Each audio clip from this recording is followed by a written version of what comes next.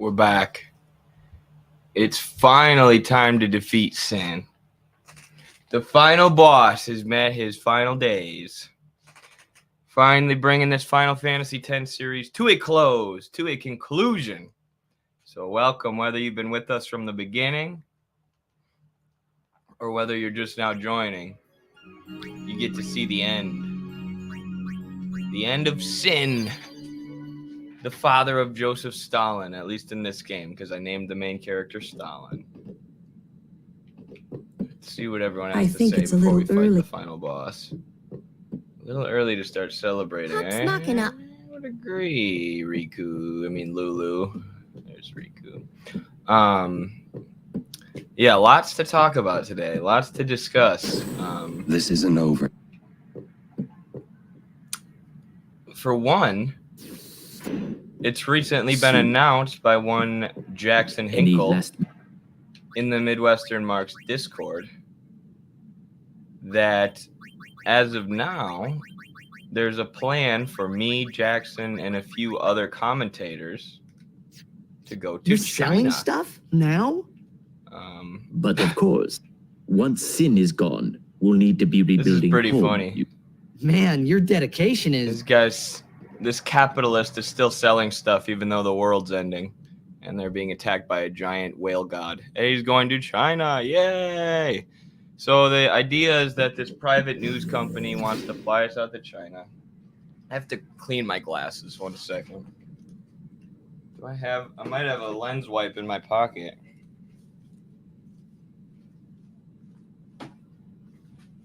I do. Look at that. Look how prepared I am, folks.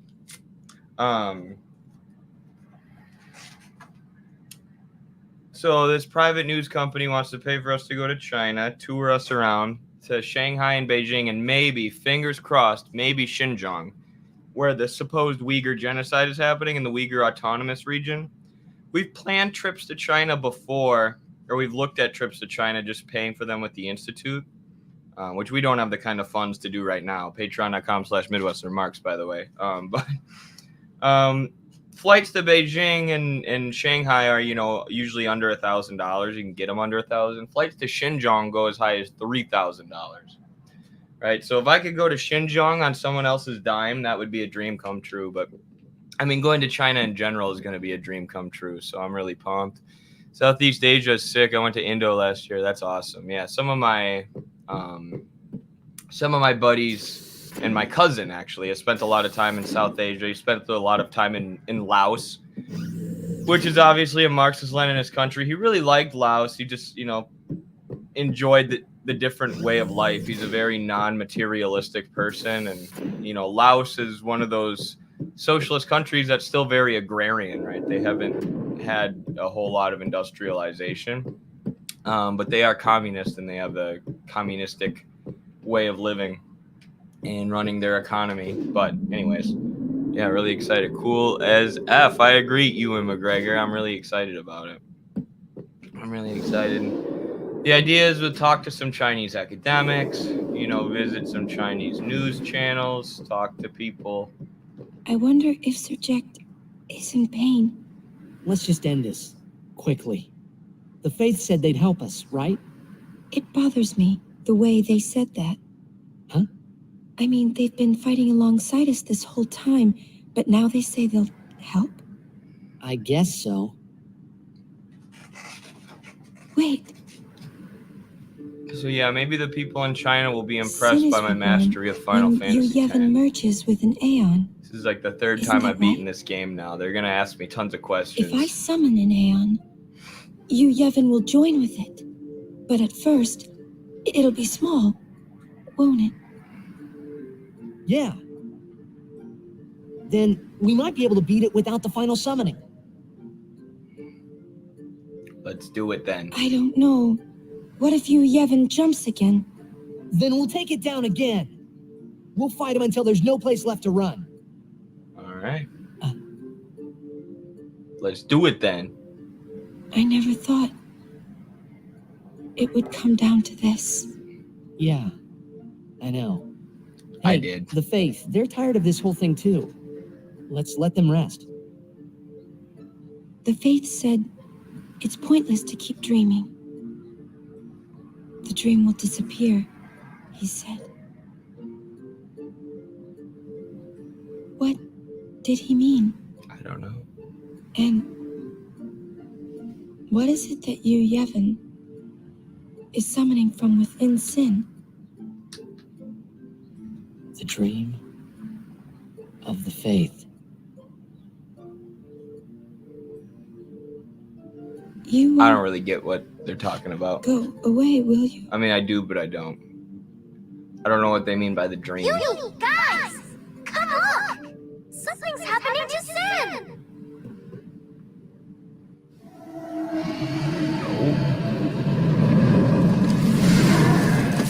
Uh-oh.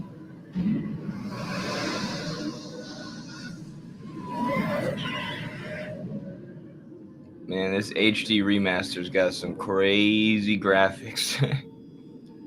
It looks pretty cool. People who played the original game on their PS2 like me, Eject. gotta appreciate that. He's waiting for you. Well, son, Let's main beat his gun is ass, still fam. busted. We can't give you any cover fire. That's fine. Hey, just take us in. We'll do the rest. Here comes the final battle, folks. It's all been building to this.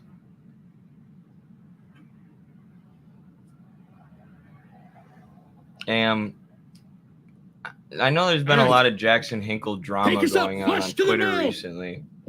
No mistakes, or But I'm gonna tear out that mop you call hair. Trust me. Me um, take you there.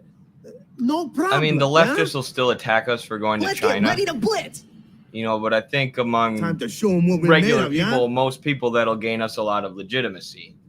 Right? They'll see that we're trying to build bridges, build relationships internationally. We're also doing things to try and mobilize things on the ground. So it's like,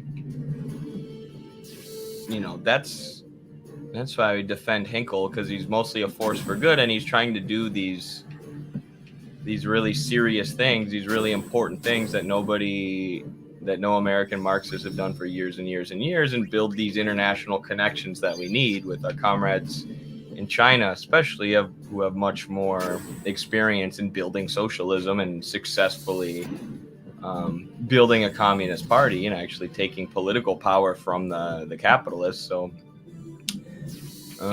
yeah, I mean, people can gripe on Twitter all they want, but we're planning trips to China to learn from their party, and, you know, trying to build things here at home, trying to build actual organizations that can wage the class struggle. So it's, you know, at this point, it's like, get on board or just get out of the way. I mean, I hate to say it like that, but I don't hate to say it like that, because that's what it is, though. You know, it's like you're either serious about building something or you're just complaining, to be frank.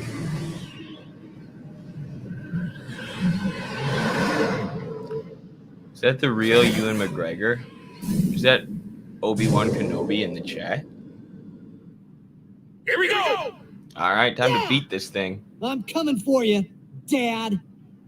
Yeah, tell him, Stalin.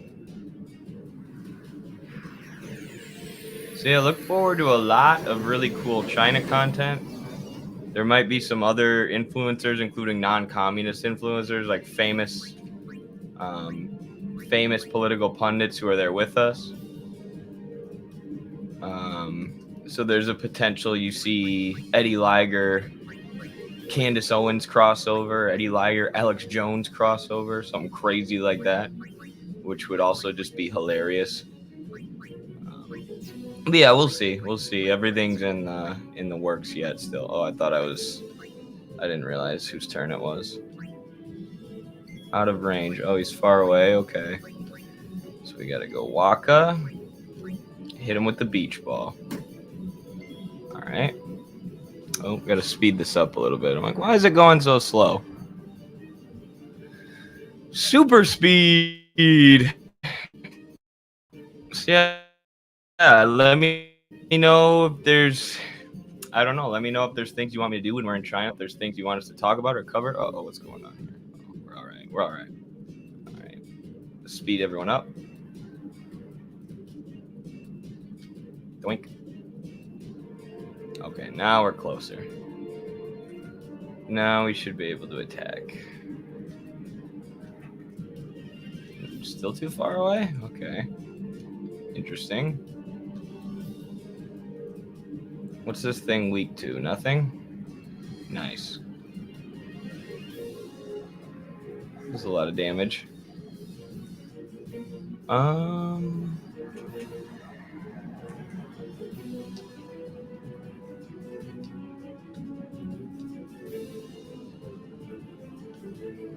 Let's try this. Alright, that was some good damage. We're whittling them down. I've done a little bit of level grinding for this. Just so I make sure we don't lose. Well, we still could lose. This fight's pretty tough, but tried to make it so we don't lose. It was pretty good. Uh-oh. Let's see what kind of damage he does. That wasn't too bad. Let's do this.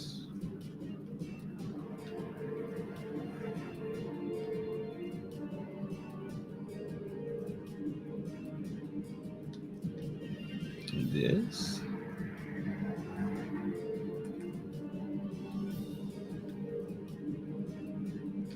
And this.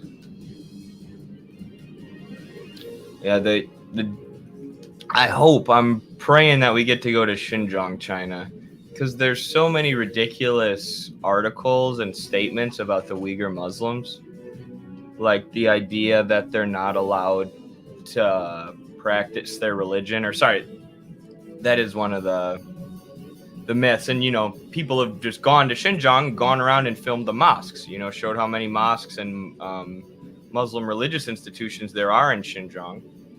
And which obviously debunks the narrative that people aren't allowed to practice their religion there. Uyghur people aren't. And I would love to do some videos like that. And there's also the myth that they aren't allowed to practice or use their own language, right? That their language is being abolished. And people have just gone to Xinjiang and gone into bookstores and been like, look, the Uyghur language is everywhere in their bookstores. Oh no, I just screwed that up. That was stupid on my part. Dang it.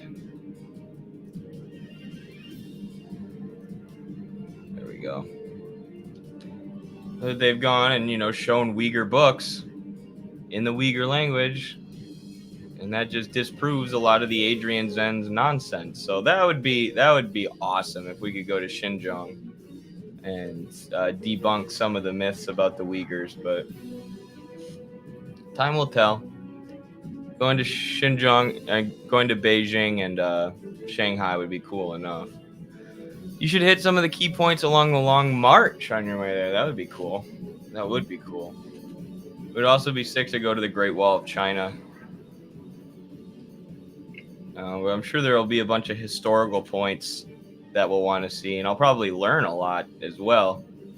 I know a lot about China for a Westerner who sees through the Western media propaganda, but actually going and hearing about the history and learning and stuff will be a whole nother level, obviously.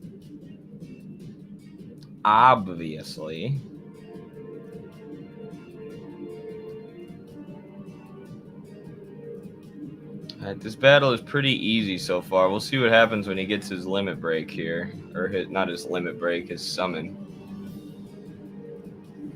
I'm going to try and summon my own Aeon. Take the damage.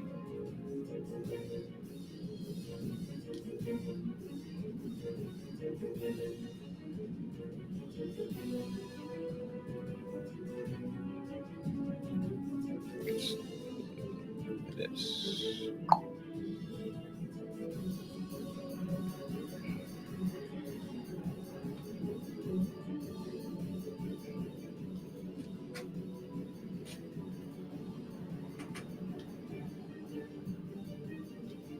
Oops, wrong button. All right, now let's bring in Che Guevara, our trusty steed. Okay, so far this fight has been easy. We'll see if it stays that way. I can't exactly remember how this goes down. Probably brought in Che Guevara a little early, but... Oh, never mind. Brought him in right at the right time.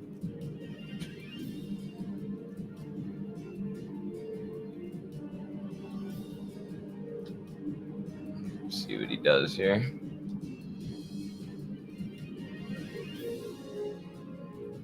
Giga Graviton.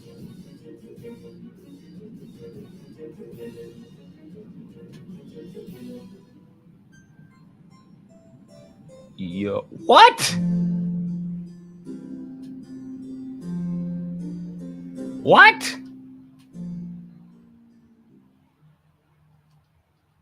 What? What? I didn't even have any of my main characters in. I thought I did the right thing there. I must have to pull back. Yeah, I'm coming. That was an L, to say the least.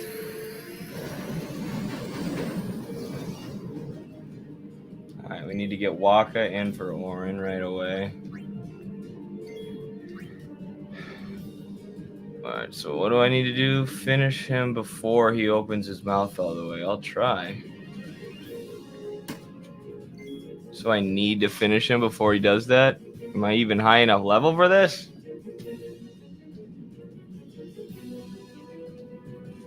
I mean, I suppose I could have gone harder.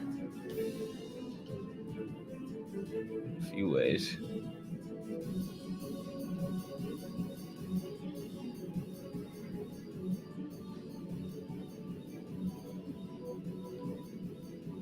We'll see, though. I don't know if I can even do this.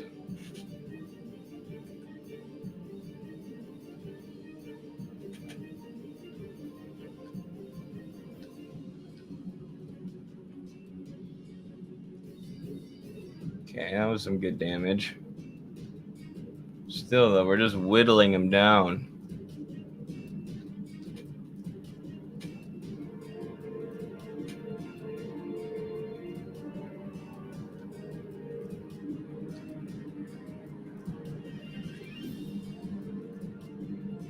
This guy sucks. Can I poison him? He's immune, come on. Who invented this guy?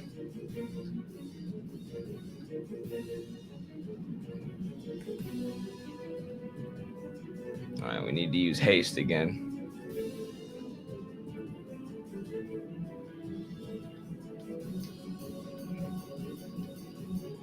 Someone look up the guide. How do I best beat this guy?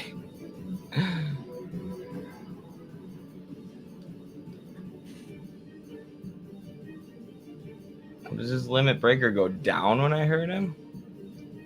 That's kind of interesting.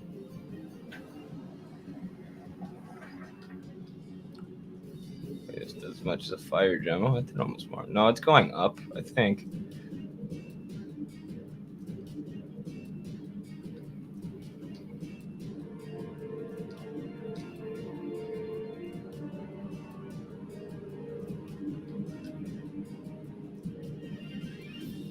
Ouch.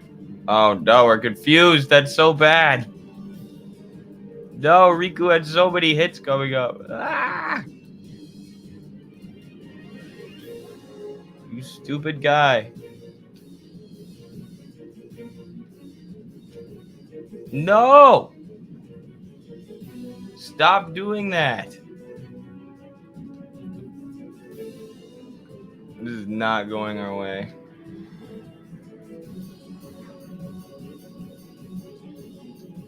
They still have haste? No, they don't. Okay, that was an L.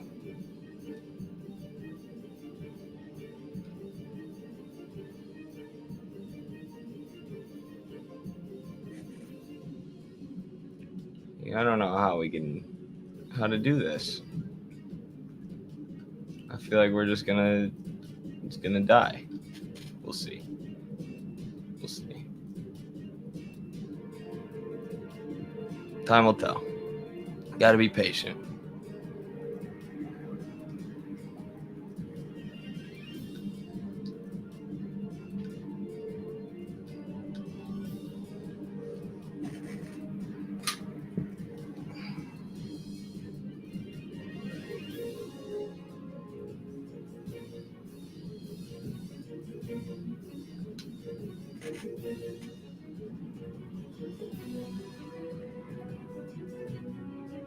Is there any way we can move back?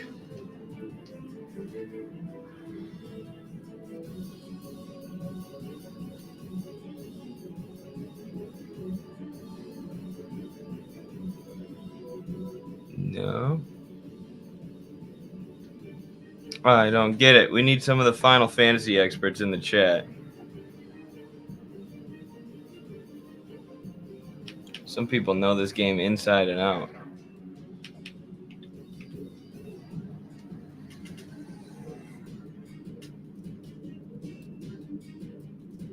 All right, let me see here. We're gonna consult the guide.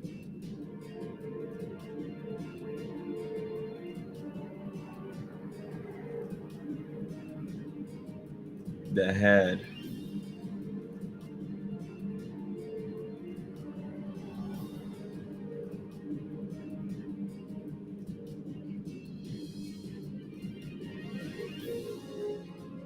Mm-hmm.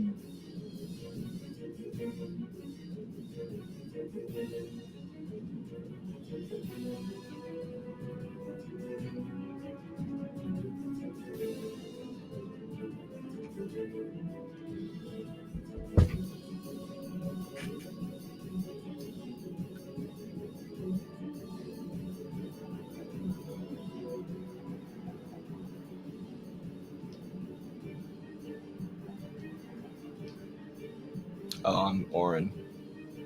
Thought I was Riku.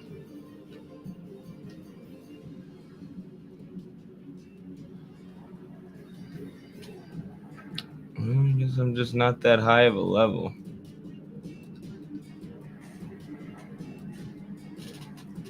I should have level grinded even more. Is what it's looking like. I'm just not strong enough to win this one. Not without my overdrive saved up, at least.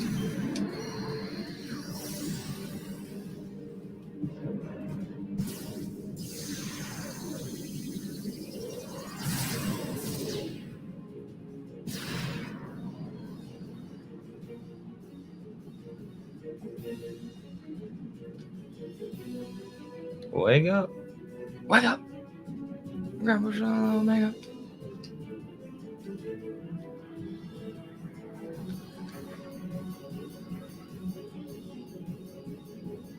Woo! Well, we got closer this time versus last time.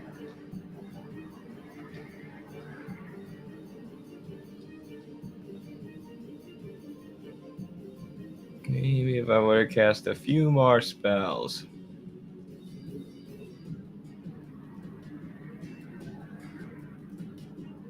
Uh-oh. There it is again. Time to lose. Unfortunately. We're close, though. We are close.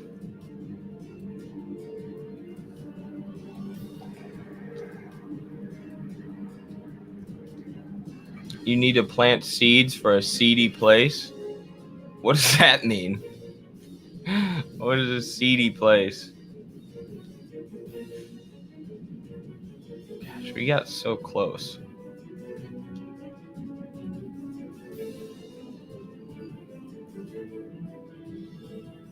Dang it.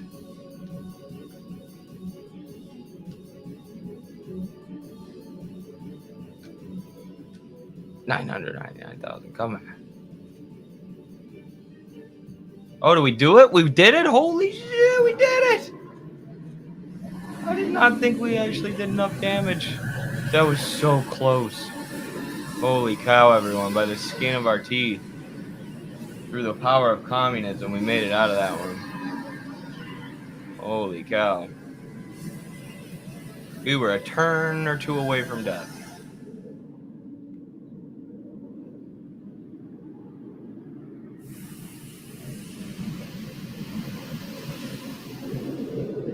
Into the fog.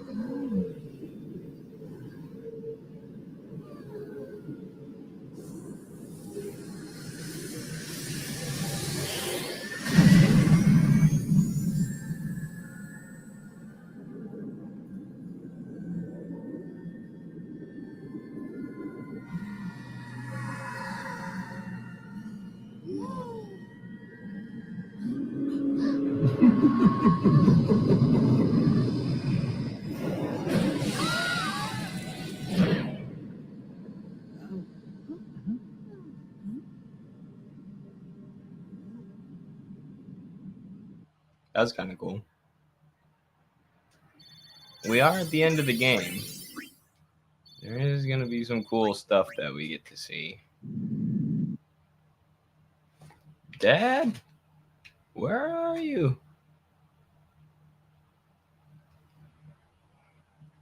No! Let me go back. Okay, I thought I was gonna... I thought I missed the save. Ooh. Let's level everybody up. Alright, that's a good one.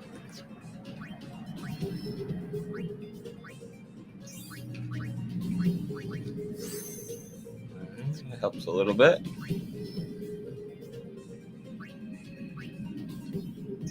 Wish we could move one more. Oren's already like a god, so. Oop. Missed one.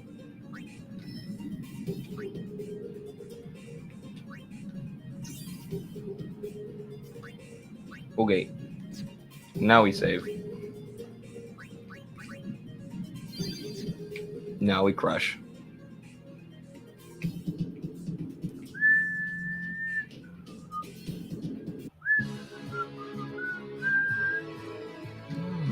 Fight is here. Why do they have to be annoying enemies? As always with the annoying enemies. Always using crap like pollen. Always blinding me. Stop being annoying. Stop missing everything. Russian Listerine is pine flavored, is it? See, that shows the superiority of the Russian system. You know, who else has pine flavored mouthwash? Is that what you said? Listerine. Is that like an American propaganda talking point about Russia? Their mouthwash is pine flavored. Those commie bastards. Ooh, another level up. Let's go.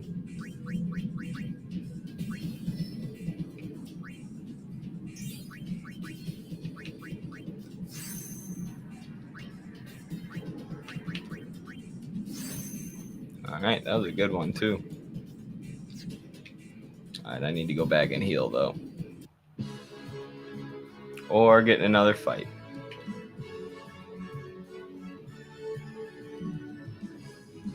Don't use pollen, you stupid things. No, it's real, it's true. Those commies are taking our pine trees. Yes. We need to stop them. Those darn commies. Actually, China, while our military has been fighting a million endless wars, and maintaining over 1,000 military bases or whatever it is, China's army, the PLA, has been planting a forest the size of Ireland, literally. To combat deforestation, they have planted a forest that's about the size of the country of Ireland. Oh, dang it, I used the stupid wrong weapon. These got to be the most annoying enemies I've ever dealt with in my life. On God. Like, this is atrocious.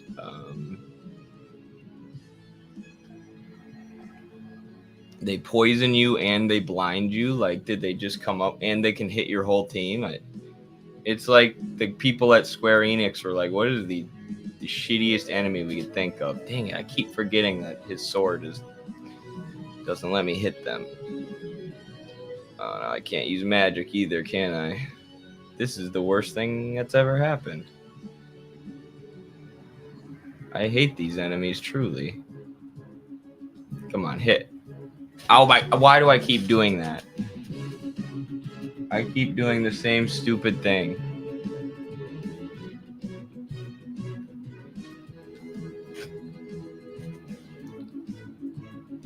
See, you guys never can follow me for my political analysis, but definitely don't follow me for my gaming skills.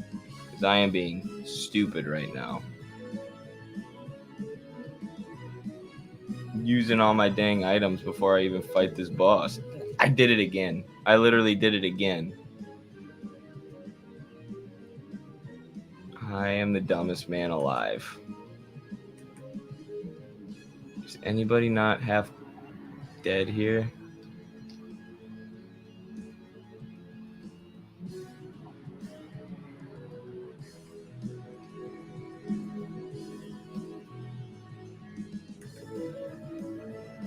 Alright, don't do it again, Smith.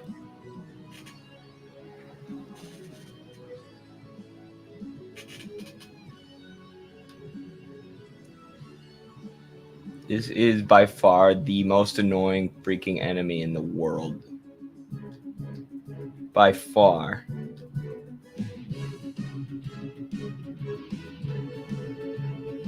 From now on, I'm just running away from these guys, I think. Because holy crap. They give you a lot of experience, but what the heck?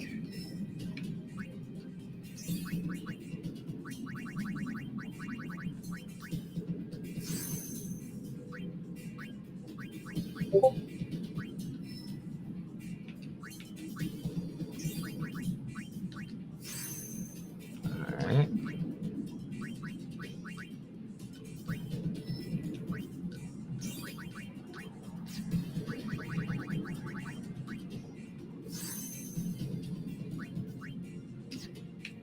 Save quick. Oh.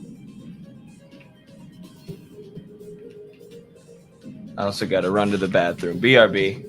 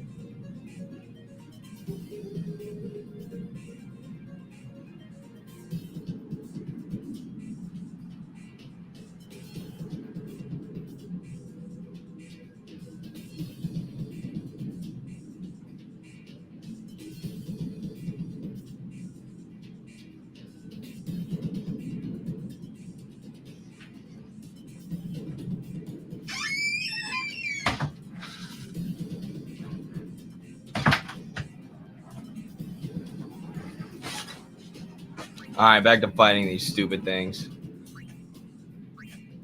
Listerine consumer. How much Listerine do you actually consume, Listerine consumer? Enough to make it your whole name? It's kind of crazy. Oh, what's this guy?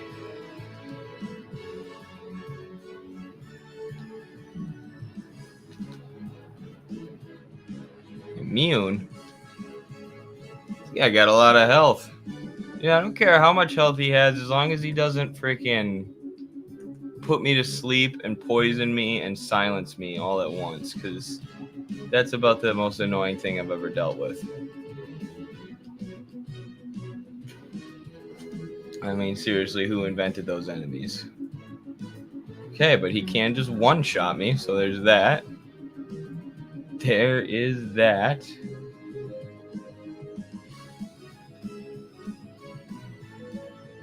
The enemies here are freaking strong.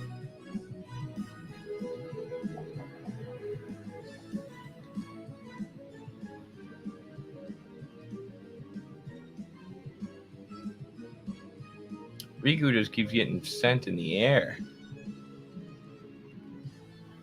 Yeah, I don't know. We might not have time to completely beat Sin today, folks. I kind of forgot how long it takes for this final battle.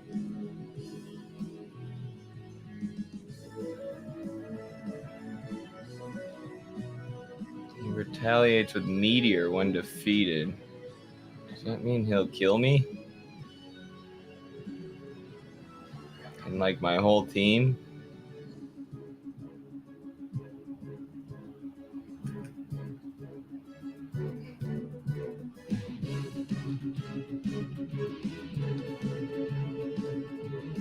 I hope not.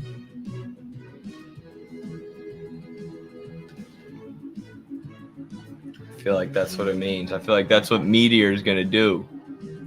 Hopefully it only hits one of us. Let's see.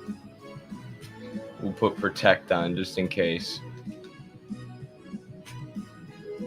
We'll put Shell on too.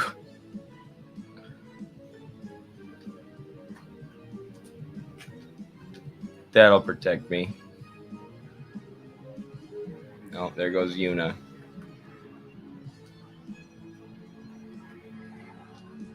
This is easily the hardest part of the game. Like, the enemies at no point in the game are this out of control. What's this do?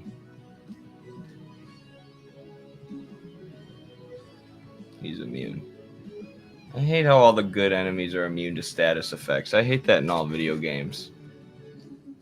Like, let me poison them.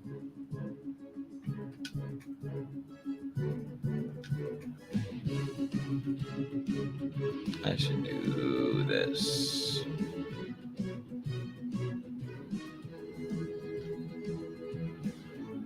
Aha! Not so tough now.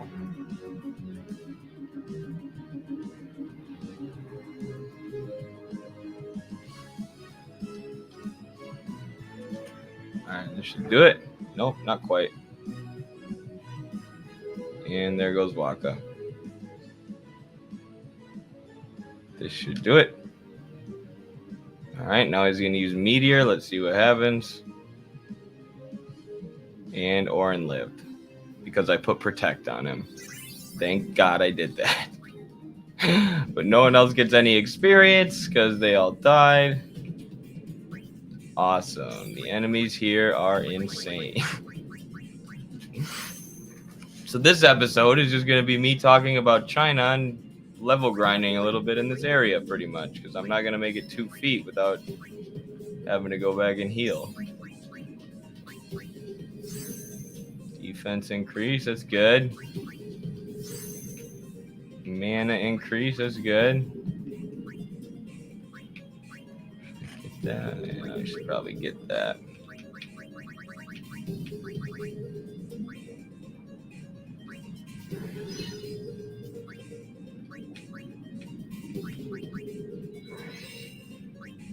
Might as well do that.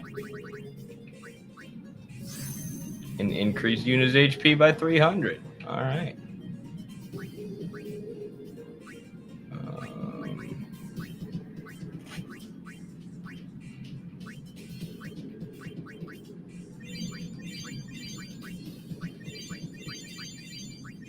Let's go back.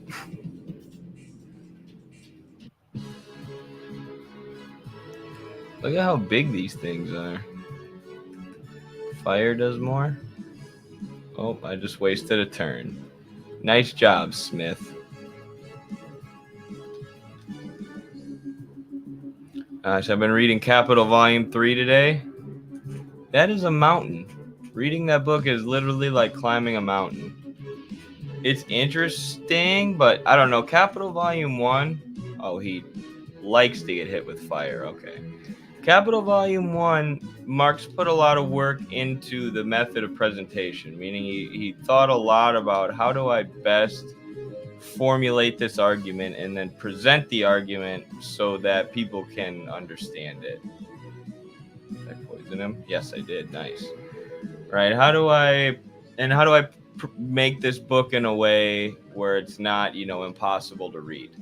And once you get to the middle of Capital Volume 1, once you get out of like most of the economic analysis, and Marx starts talking about class struggle and, the workplace and how his analysis of the economy applies to the everyday lives of workers, you're like flying through it. You fly through the middle of Capital. You're like, this stuff's really interesting. This stuff's awesome to read, and it is.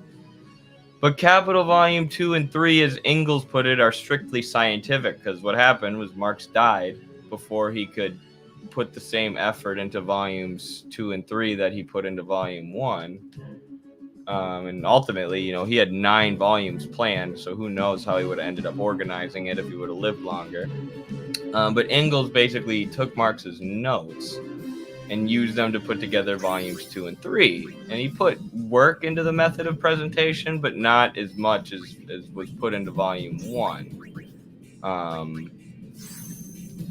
So the result is these books that are, as Engels put them, strictly scientific. It's just economic analysis. One chapter of economic analysis followed by another.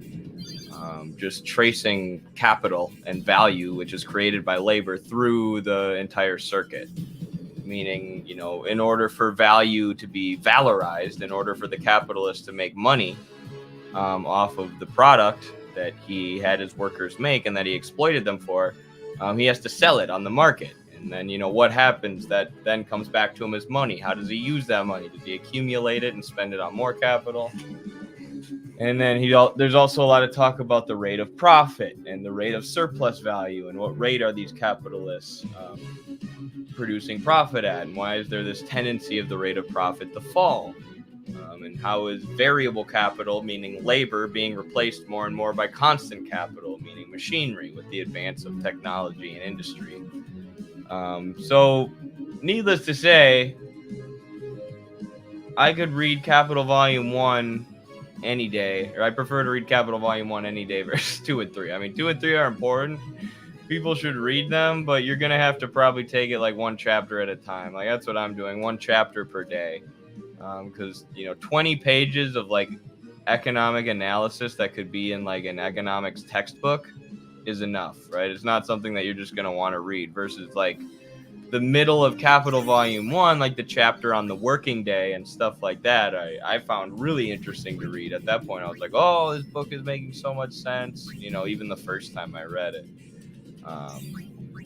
So, yeah, that's my ramble about Volume 3. And I still got to read Theories of Surplus Value and the Gundris, which I have. I don't have Theories of Surplus Value. I do have the Gundris. I'll never read the books online. I can't do it. I need to sit down with a book like that and mark it up a bunch. I could read maybe a history book like that, but not a philosophy book. I need to like sit down with a pencil in my hand. Otherwise, I'm going to get sidetracked and confused and lost. What am I looking for? Speaking of confused and lost. Hi Eddie, did you see Carlos on the Platypus Society panel? Oh yeah, he did a great job. And so did Kyle Pettis. He gave an interview, I think, for the Revolution Report conference. He did a really good job too about unions and the labor movement and how it relates to the struggle for socialism and stuff. It was great stuff. Glad to see that we're making those connections and going to more conferences and doing things on the ground, I mean, that's still like a very academic thing to meet with a bunch of other academics, at a conference, but it is meeting with other communists on the ground and actually doing things outside of the internet. So it's a good start. It's better than nothing.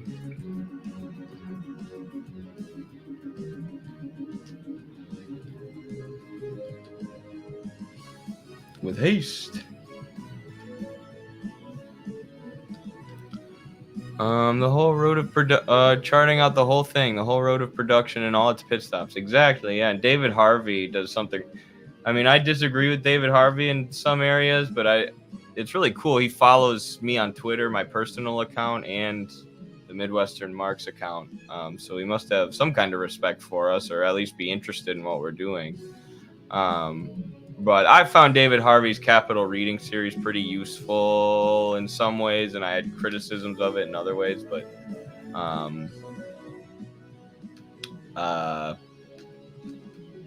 the most useful thing about Harvey is the map that he made of the circuit of capital. So he's read and taught volumes 1, 2, and 3 for like 50 years. So he's read them an insane amount of times.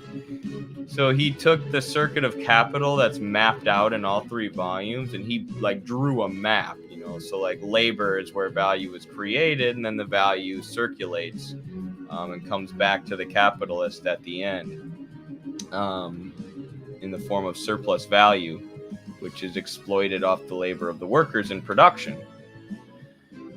So he starts at production and traces capital and all its pit stops, and you know where capital diverges. Like a capitalist can take some money as profit, you know, as revenue to spend on luxury goods, and he can take other oh no, I don't have another level 3 sphere, damn it. You know, and the capitalist can take other parts of his surplus value and invest it in accumulating more capital and expanding production. He has to pay some to rent to another capitalist.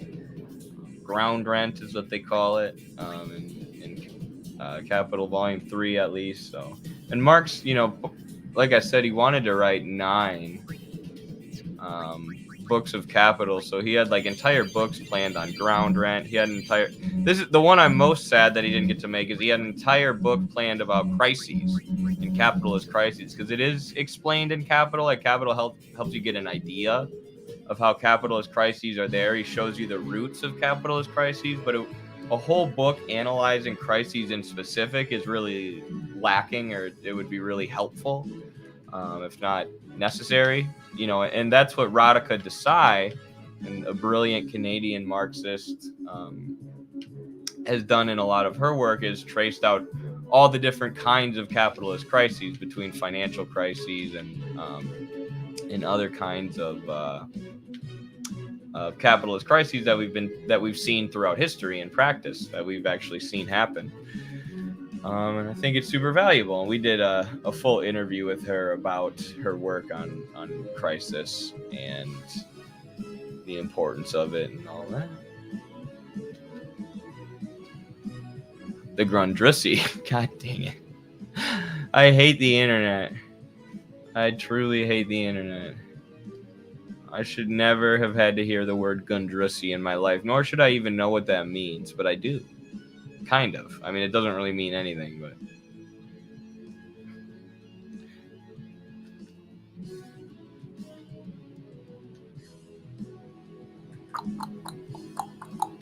Waka! Is that racist for me to say Waka's name right that way? Is that racist to the Besades? Would love to go to China and see how they run their docks compared to here in LA. Yeah, that'd be really interesting, wouldn't it? To go to China. And this, unfortunately, this isn't what we'll be doing. Obviously, we'll be talking to like academics and talking to comrades and talking to people about communism and political organizing. But how interesting would it be to go see how an industry that you work in here in the US is run differently in China? That would be super interesting to see, you know, how they do things different. Like my roommate is an engineer, and I'm always telling him how the rules are different in China when it comes to intellectual property and stuff. It'd be super interesting for him to be able to go himself and see, you know, how engineering is done in China. I'm trying to decide where to go with Riku now that we're stuck. I almost want to go... Who do we got here? Raise her defense and strength. Or do we raise her?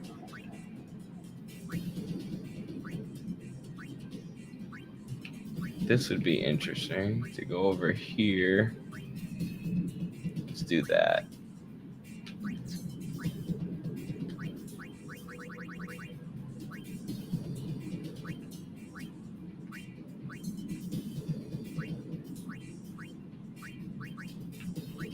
Go to where Oren is. All right, this is kind of going out on a limb here, kind of a risk, but I still like it. Increase her defense. Increase her MP. Give her this ability for the delay attack. And then move this way. And then go speed. Yeah, speed will help. Speed is good for Riku. Okay. Oop. Speed is good for Orin too. Not speed the drug. Speed as in moving fast. Speed the drug isn't good for anyone. That's how you end up like Destiny. That's how you end up talking too fast and just reading Wikipedia while thinking you're a genius and buying amphetamines from your audience on Twitter. Called out. Just kidding. Just kidding. Everybody has their struggles. Destiny will be in my prayers. God help him. Ooh, how do I get up there? I want it! If this was Baldur's Gate, I would just hit Z to jump. I was worried he was going to smack the shit out of Howie Hawkins. Yeah, it was funny. Carlos almost didn't go when he heard Howie Hawkins was going to be one of the attendees. There's another guy who actually ended up being pretty nice, but he calls himself the last Marxist, which is just like, come on, dude. You're not the last Marxist. And, you know, stop using Marxism to just be edgy, you know, and unique. And try to make a name for yourself as an academic by calling yourself the last Marxist. Like, no, Marxism is about collective struggle. It's about organizing the working class. If you are truly the last Marxist, then Marxism is useless, right? Because Marxism is supposed to be about collective struggle. But anyways, and Carlos has called Howie Hawkins Howie War Hawkins in the past. Like Warhawk, but War Hawkins, get it? Yeah, funny. I thought it was pretty funny, but it was... I thought it was hilarious when I found out Carlos was going to be on a panel with Howie War Hawkins. And I'm like, no, just go. You know, he called me about it. I'm like, just go and make our argument, you know, make the argument against NATO involvement in Ukraine. Because that's one of the big things with Howie War Hawkins was he took the NATO line on Ukraine. You know, Russia imperialist, Russia bad, Russia evil. Russia did an unprovoked intervention. The most ridiculous corporate media claim, like that the intervention was unprovoked, which, you know, even if you disagree with Russia deciding to intervene, you have to admit the intervention was not unprovoked. It was absolutely provoked by NATO and the NED and arms of the U.S. State Department and the U.S. Empire. But it went well. You know, there were points of agreement too, and it's always nice too to meet with people in real life. Like online, it's easy to just be a hater and be like, these people are idiots and buffoons. When you meet them in real life, like the people I met through Jubilee, even though they were capitalists, you know, one of them I left with a lot of respect for, and you know, I can disagree with her without, you know, hating her, thinking she's an idiot, because she's not. Her ideology's just kind of stupid, but the one I like, if you've seen my capitalist versus communist Jubilee debate, the one I liked was Hannah. Ty Lopez was fine. Cam is young. He's just a young propagandist trained by PragerU, you know, on completely different wavelengths. But Hannah was she's actually like one of those principled libertarians, one of those libertarians who actually fights for free speech, and was really upset that Prax Ben, that TikTok libertarian, he calls himself a libertarian, but he was doxing me and trying to get me fired from my job and all this stuff. He's immune to that, dang it. She was really disgusted by that. So she's a good person. You know, she just is one of these libertarians who also believes everything bad about capitalism is the government. You know, if we would just let corporations run everything and keep the government out of their business, you know, everything would work out fine somehow. And it's like, no, the problem is that corporations run the government. The government isn't run by working people. It's run by the big banks and corporations. If we just totally get rid of regulation and abolish the government, they're going to be free to do whatever they want. And they'll just create their own private armies and their own private police forces to suppress the workers. Right? If they don't have the state that they can control through campaign donations and corporate lobbying, they'll just create their own state.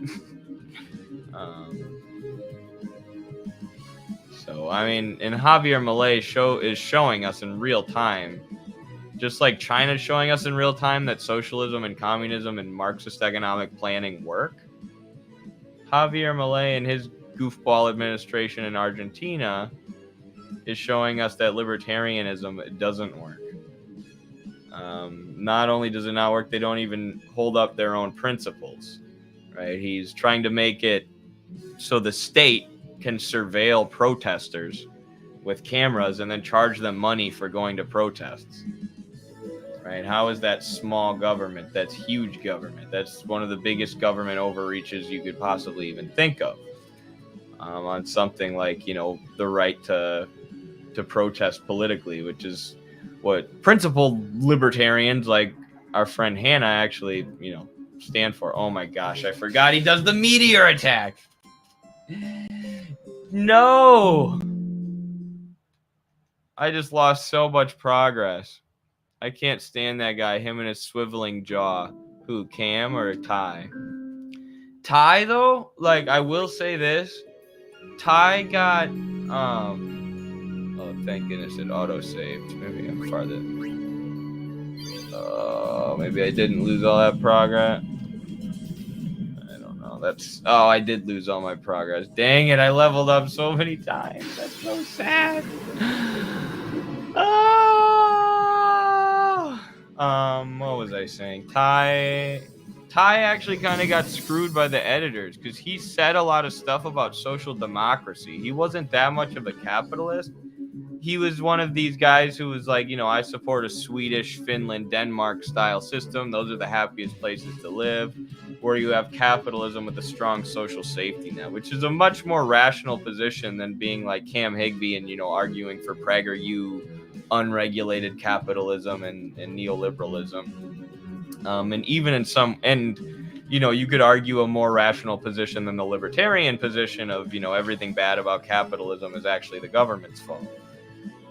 But all of that got cut out. They wanted they wanted strong, they wanted polar opposite positions, right? They wanted like the libertarian or neoliberal capitalist position versus the communist position, like the tanky position. They didn't want Ty Lopez saying, well, they're, you know, let's look at what the strong social safety net and like free healthcare has done for even capitalist countries. You know, even, which is, I thought was so interesting too, because the show is called Middle Ground. I'm like, the one person who like was finding middle ground and pointing to these social democracies was Ty Lopez, and you guys cut all of that out. It was very odd. But yeah, I guess shout out to him. He also almost hit me with his car afterwards. I kind of pulled out in front of him and he was going really fast, so I didn't see him. And he like flew by me in his Lamborghini. I was like, oh my gosh. I almost got hit with one of Ty Lopez's cars that he has here in his garage. You know, his famous garage, where it would go, here in my garage with my Lamborghinis. But you know what I love even more than Lamborghinis? Knowledge. And then he's got like 6 bookshelves in his garage. I almost got hit with one of the cars in his garage. He almost rear-ended me. So there's that. Also, he was talking to me about Capital Volume 1, and I don't know if he had read it. It was hard to tell. He does like philosophy. There's a chance he actually read it. But he was like treating me like I was just naive, like I got tricked by Marx into believing Marxism. He's like, yeah, he's very persuasive. He's very persuasive in Capital Volume 1. I'm like, okay. it's mostly like concrete materialist analysis. It's not much persuasion that happens in Capital Volume 1. I mean, it is, but it isn't at the same time. And then, but he did say, I'm like, so have you read volumes 2 and 3? And he said, no, I never got into Engels that much, which showed that he knew that volumes 2 and 3 were edited by Engels, I guess. So maybe he has read it, or had, he had at least a cursory understanding of philosophy, but I don't know. I have a hard time believing anyone read Capital Volume 1 and understood it and doesn't come away seeing that there are inherent structural problems with capitalism, mainly that it always tends towards the accumulation of capital. And then, as Lenin expounds upon in his book Imperialism, the concentration of capital into fewer and fewer hands. And I mean, if you look at that analysis that Marx and Lenin made in Lenin in 1917, Marx in the mid-1800s, and then you look at the state of capitalism today, where everything is dominated by a handful of bankers and oligarchs, it's hard to deny that they were onto something with that analysis of capitalism tending towards accumulation and concentration. You get what I'm saying? So I don't know. I didn't hate Ty though. He was honestly a fun guy to talk to. He's a good example of capitalism because he made a lot of his money selling like get rich quick schemes. But whatever. At least he wants people to have healthcare, I suppose. Eddie in 2018 or 2019 would have loved Ty Lopez. Like, yeah, social democracy for the win, baby. Nowadays, not so much. Nowadays, it's like, yeah, socialist China for the win, baby.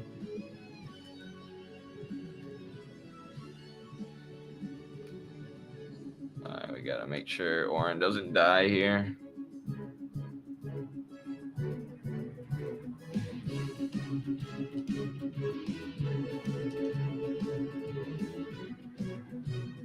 Gosh, I shouldn't have done that. That was dumb on my part. Oh well, we can use a remedy again. So every time I hit these guys, they use pollen. So I just got to make sure I get them in one hit. Unlike that. Dang it, I thought Oren could get him in one hit. Hello, brother, in Free Palestine. Yes, Free Palestine. Sorry, I think I missed some things in the chat. Let me... Eddie, when you going to China? No date yet. No date on the China trip yet, but I will let you guys know the date as soon as I know the date, obviously, because I'm very excited. Obviously. All right, let's do this. Hello, brother, in Free Palestine. Yes, Free Palestine, from the river to the sea. When Ty Lopez said, but Venezuela, I became a capitalist. He did. Ty's anti-communist arguments were the most lame anti-communist arguments I've ever seen. The only argument he made that made any sense was he made sort of a geopolitical argument, trying to make the case that the world is moving away from socialism ever since the USSR collapsed. Like, there used to be all this huge communist bloc, and now there's not a communist bloc. But I'm like, dude, that argument is like Francis Fukuyama's end of history argument, right? That we've reached the end of history and that liberalism is all that will ever be again. That's just been disproven by history. Not only do you have communist China being the fastest growing economy on the planet and, overtaking U.S. hegemony, but you have all these other anti-colonial revolutions going on. Like 5 countries in Africa had coups this year, overthrowing U.S.-dominated governments or French-dominated governments and demanding that these people leave. You have Venezuela continuing with their socialist project. You have countries like Iran, which have, aren't socialist, but have a very socialistic style economy where 70% of their banks are and banks and industry are in the hands of the state, and they do central economic planning, like socialist style planning. Countries like Iran are siding more and more with China and Venezuela and Bolivia and these socialist states. Mexico is moving in the same direction. So you have emerging what we call multipolarity, So to argue that communism and revolution, is going away and there's no need for it anymore, and liberalism is one, it's kind of ridiculous. And that was the best argument that Ty made, right? And that was, sort of, I only say that's the best argument because it's kind of a counter argument to my argument that, we're moving towards a multipolar world, and that communism and Marxism, Leninism is once again going to become super relevant, and it's going to become more relevant than ever in the West. Which I truly believe. I have another level 3 key sphere. I do. Okay. Let me use it here. But his other arguments were literally, but what about Venezuela? But people are fleeing Cuba in rafts. But blah, blah, blah. The dumbest anti-communist arguments. So I'm like, come on, Ty. Come on now. You said you've read Capital Volume 1. You should know better than to just dismiss all these countries because of these propagandistic reasons. And, champion capitalism, a system that you should know after reading Capital Volume 1 is absolutely riddled with problems and riddled with internal contradictions that cannot be overcome, and that are constantly leading to crises and really horrific negative economic effects on the people, or effects on the material conditions of the people. Knowledge. Not really a surprise from Jubilee. No, not really a surprise. They're complaining about gas prices even though they were the ones voting for Brandon. Can you blame Can the gas prices be boiled down to Brandon? I suppose it can, because the sanctions on Russia are backfiring. But it's especially backfiring in Europe. Europe is going along with the U.S.'s sanction regime against Russia, and it is crazy. Because it's not even what's good for European capitalists. Right now, European capitalists have to buy natural gas and stuff from the U.S., which is far more expensive because they're going along with these sanctions against Russia. And it's like the political is trumping the economic at this point. Like the government and the ruling class in these countries is so co-opted by Western capital, by the U.S., and they're so subservient to the U.S. State Department that they're going against the interests of their own ruling class. And it's absolutely bizarre. It is truly bizarre, and I wonder how long people will put up with it. And that Europe also shows that we're trending towards multipolarity, because there's so much discontent right now in Europe with the government and with the state of things, and how they're shooting themselves in the foot in order to be subservient to the U.S. And now you have people like George Galloway winning elections in Rochdale in England. And even in Galloway's election, the second place candidate was an independent. It was an anti-establishment independent.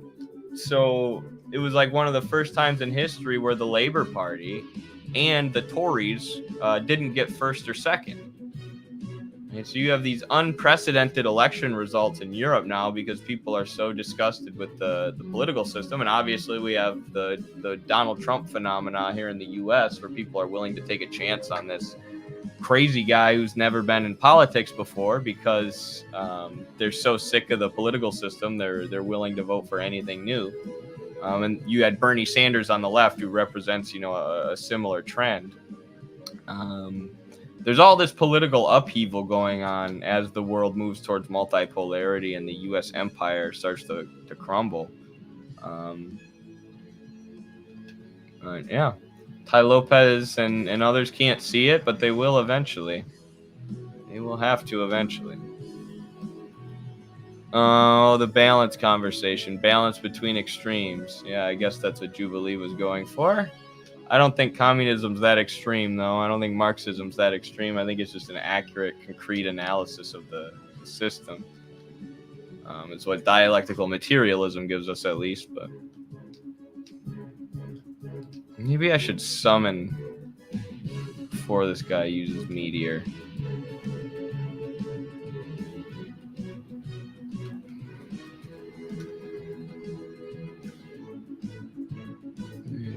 avoid taking damage at all.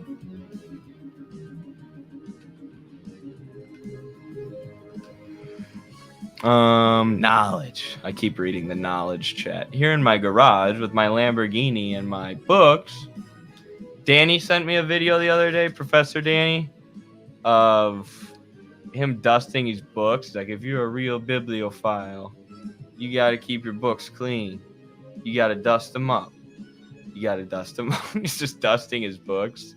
And it made me laugh because it reminded me of Ty Lopez, like, here in my garage with all my books.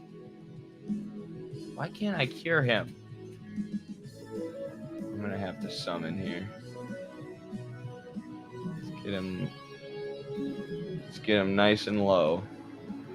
And then summon Fidel Castro. Which is better, Danny Shaw or Ty Lopez? Definitely Danny Shaw. Danny Shaw has a better book collection, and I'm sure he's actually read all of his books. Well, maybe not all of them. I've got a couple books on my shelf I haven't read.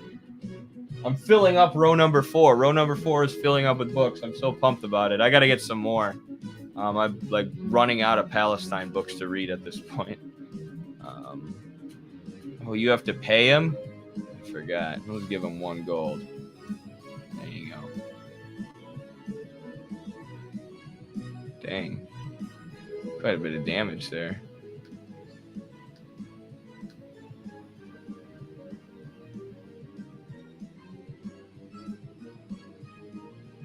Oh, killed him. That's not good. Which is better, Khmer Rouge or Soviet Union? Soviet Union. That's not even a question. I'm sorry, but the Khmer Rouge sucked.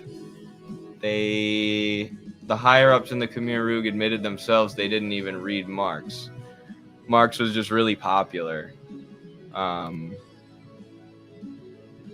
do I fully heal myself here?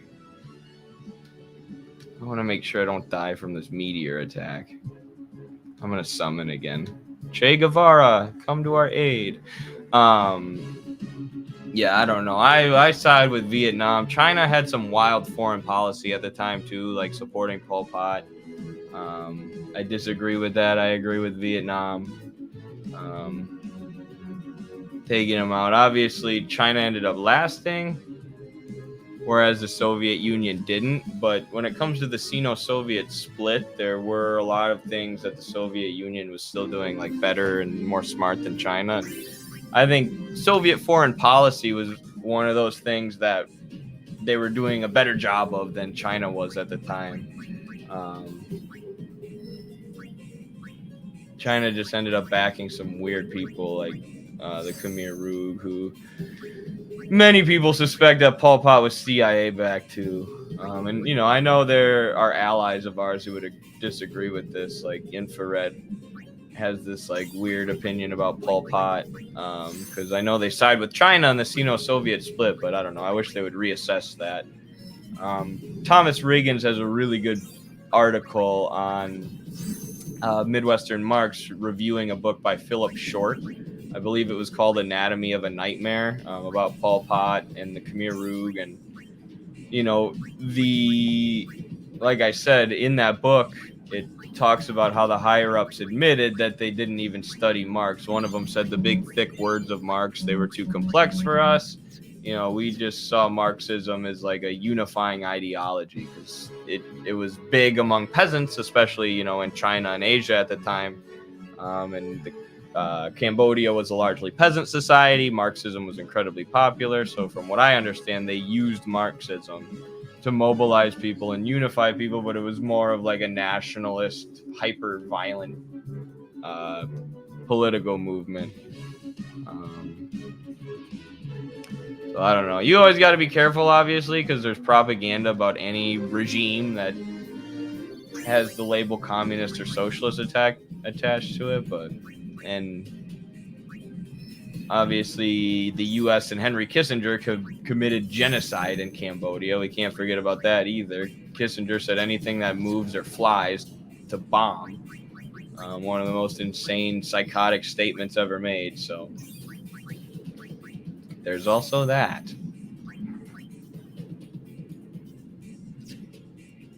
All right, we're going back to heal one more time, then we'll go for it.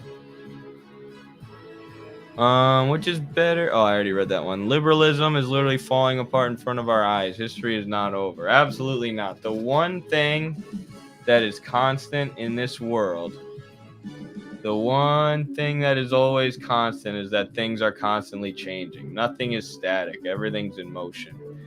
There was a debate in our Discord between people who I like today, multiple people who I like, but one of them was saying that the definition of communism is static. It's a never-changing definition. I don't think that's true. I think everything is changing in communism, you know, while many of the principles will always remain the same. Right? Like class struggle is universal. Class struggle happens in every country. The way that class struggle is waged in every country and the way that class struggle is carried out and the way that the workers come to seize political power in every country will look different. Right? There is class struggle.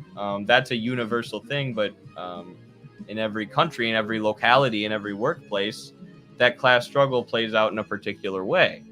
So the way that every country comes to socialism will look different. Socialism in each country will look different. It'll come in different forms. Communism is universal in a way of speaking.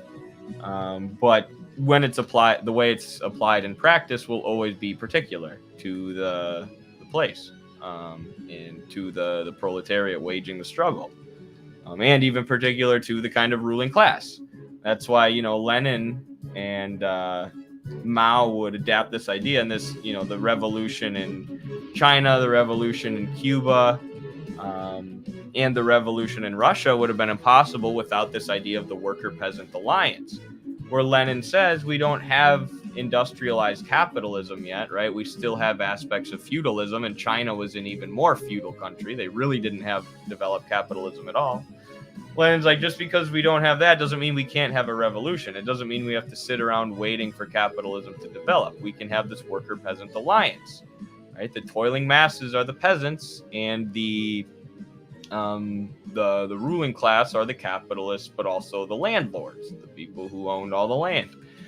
And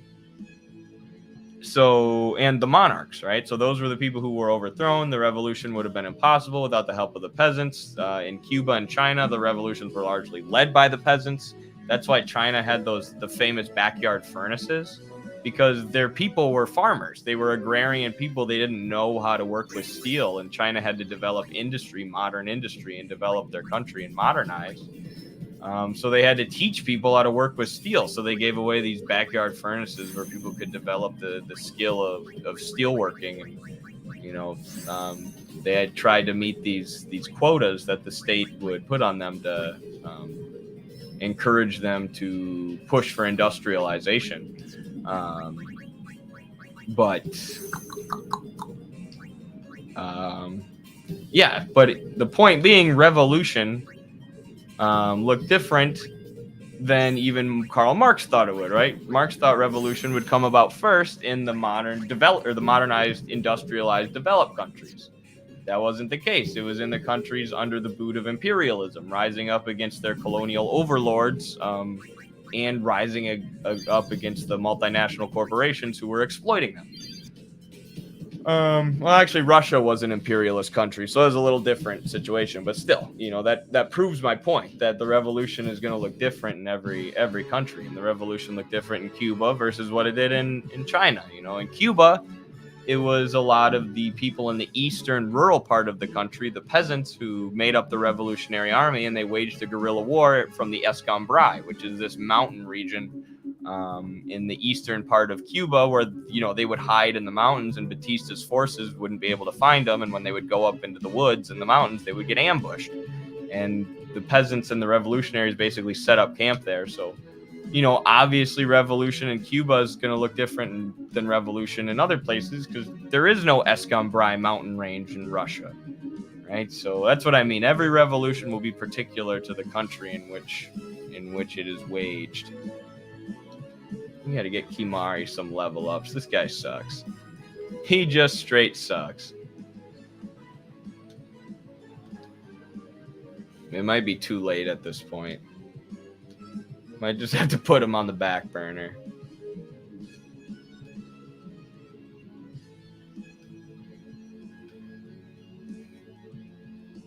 Oh, you missed. What an idiot. Look, he only does 413. That's so lame. Orange doing 6,000. Titus is doing 7,000 or 3,000. Kimari's doing 400. Time he did max damage. Eddie Games? Yes, Eddie Liger Games. Welcome to the stream, Twitter friends. You can follow the stream also on the Midwestern Marks Twitch, or Eddie Liger Smith Gaming is the name of the YouTube channel. Or you could just follow on Twitter. Whatever your little heart desires, you know. I just want to stream for the people. I just want to talk about Marxism while we chill and play video games. All right, I'm going back one more time. I lied.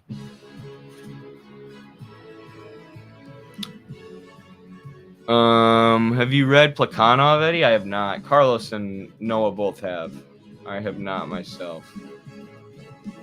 What's Plekhanov all about? Should I read him? Is he worth it?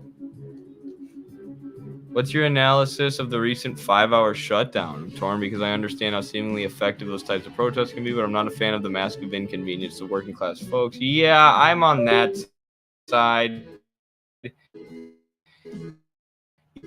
Even when it comes to people like Fergie of money promoting communist socialist groups. And I really appreciate him for doing that. He's like a class trader. He was born into a wealthy family, and he's like a multimillionaire. But he's spending his money on communist and socialist activism. And, he makes the argument that, like, now is the time for revolution. We're trying to stop a genocide. So, providing or, shutting down the Golden Gate Bridge or whatever is a minor inconvenience compared to what's going on in Gaza. And that is true, right? But strategically, from a practical perspective, I just don't see it as the best move, right? Because you are inconveniencing a lot of working class people who, aren't behind the G side, right? It's not like you're shutting down Boeing or Raytheon or one of these companies who's actually creating the weapons that are being dropped on Palestinian kids. I'm totally okay with those protests. Right, you're preventing people from going to work. You're making them late to work. You're making them late from picking up their kids at school. And I get it. I get the idea that this could be morally just. Because look what's happening to kids in Gaza. You can handle a little bit of inconvenience on the way to work. But, we have to be practical. We have to be strategic. And what that's going to do ultimately is piss people off and make people think, oh, these are, the Palestinian protesters. I associate the Palestinian protesters with the people who shut down the Golden Gate Bridge and made me late for work. And that's not necessarily what we want. That's not the image that we want. And I don't even, I don't know if that's what a lot of Palestinians are even calling for. I don't know if they think that's that effective. Right? And sometimes it's not about what's morally right? This is what a lot of people need to understand, especially a lot of Marxists today. It's not always about morality, right? It's about strategy and practicality and what's going to help us win over the masses to our positions, right? And the answer is not, I don't think, shutting down bridges and preventing people from getting to work or preventing people from picking up their kids. And I do think fighting for Palestine is more just than, just stopping people from going to work because the climate, because what the hell do regular people have to do with the climate? And, modern day environmentalism is very liberal and performative and stupid. But yeah, I don't know. What do you guys think about it? What do you think about it? It's definitely a tough question. It is a tough question for sure.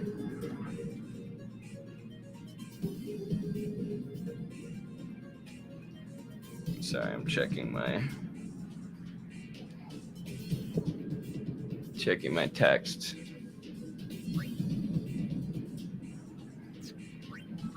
And you say I'm torn because I see how effective those protests can be. Are they effective though? Thanks for that, Eddie. Good points. Thank you. Like, they're definitely effective in getting people's attention, right? But are those kind of protests effective in terms of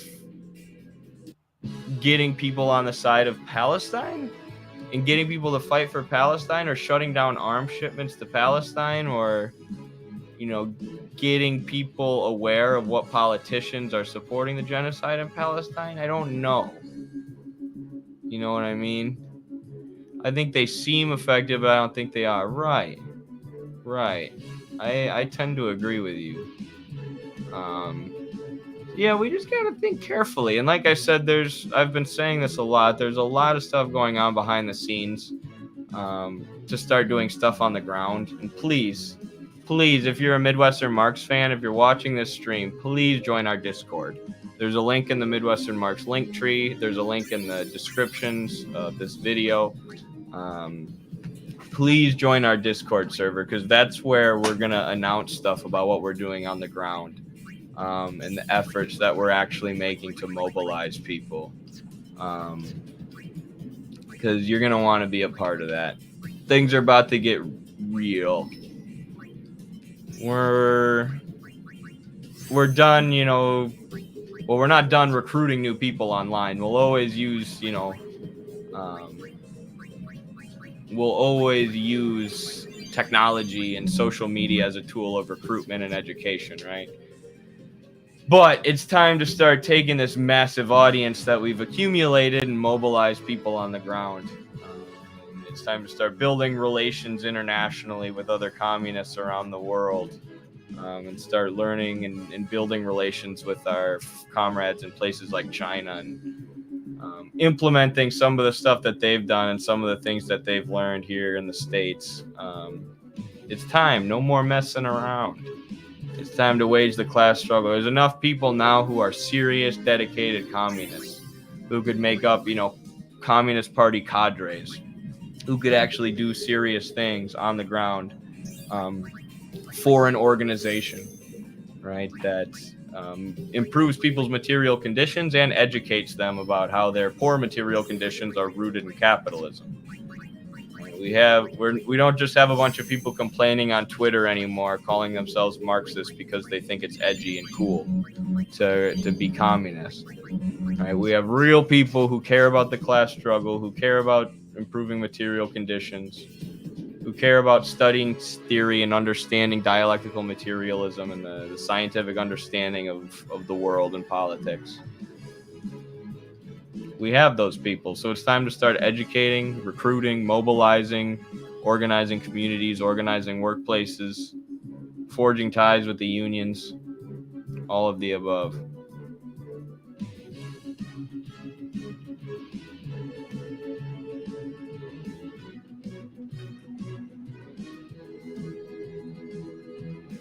Oops, didn't mean to do that. Oh well. Ouch. Ouch.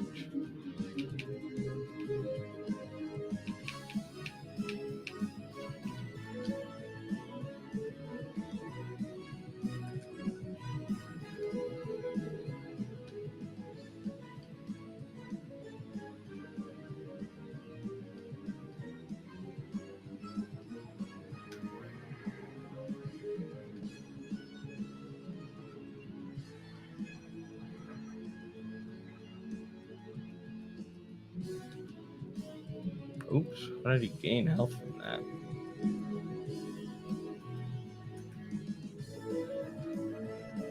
Agree. Yeah, it's important to be having these conversations about strategy too. And people, sometimes these conversations on Twitter devolve into not intelligent conversations because they're happening on Twitter, and you know, some people have a limit. People who don't pay for Twitter have a limit on how much they can say. Dang it, why do I keep healing him?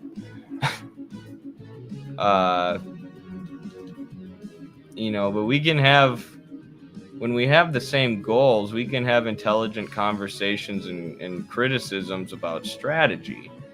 Right, conversations about strategy hopefully shouldn't devolve into screaming matches and hatred.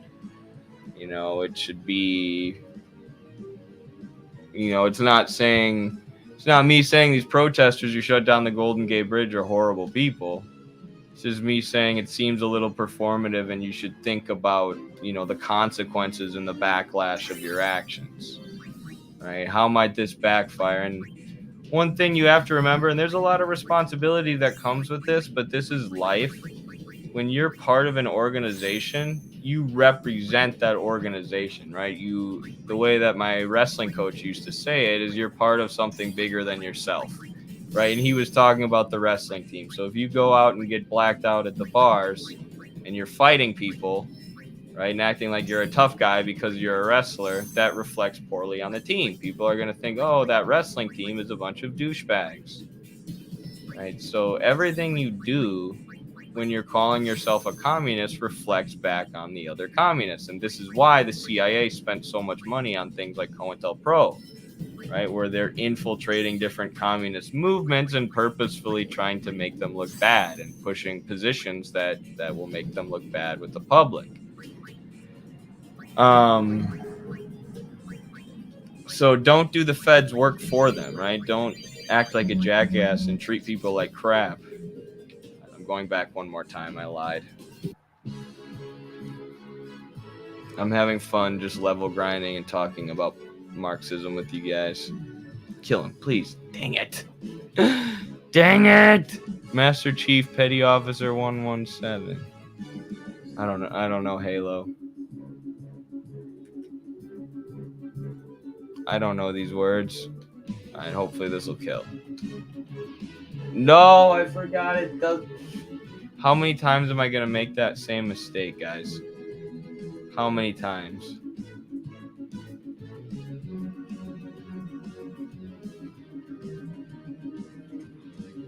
Alright, hopefully this kills. I need this to kill.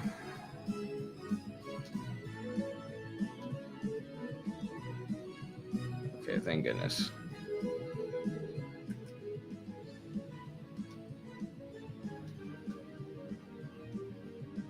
Oh, he uses pollen even if I miss? No! I hate this thing. Alright. This shouldn't be a big deal, though. Asuna Firaga. There we go. I agree with Hobbes on this. The Communist Party has to be elite. The most educated, most dedicated. Yeah, that's just like common sense, and that's that's how it works in China. It's like they don't just let anyone in the party. You have to prove that you're competent. You can get kicked out. And under Xi Jinping, there were these massive anti-corruption efforts. The party had become fairly corrupt after they let foreign capital in. We know how markets work and how capitalists will do everything they can to control the government and control the state. So Xi launched these massive anti-corruption efforts. How do I get up here? On a level 3 sphere.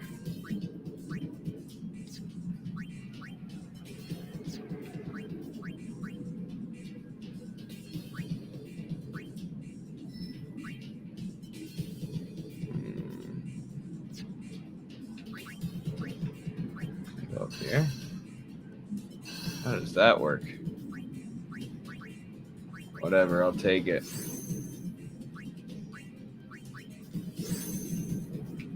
I'll take it. I don't know if this is where I need to be with Lulu, but we'll figure it out later. Wait, I have another one?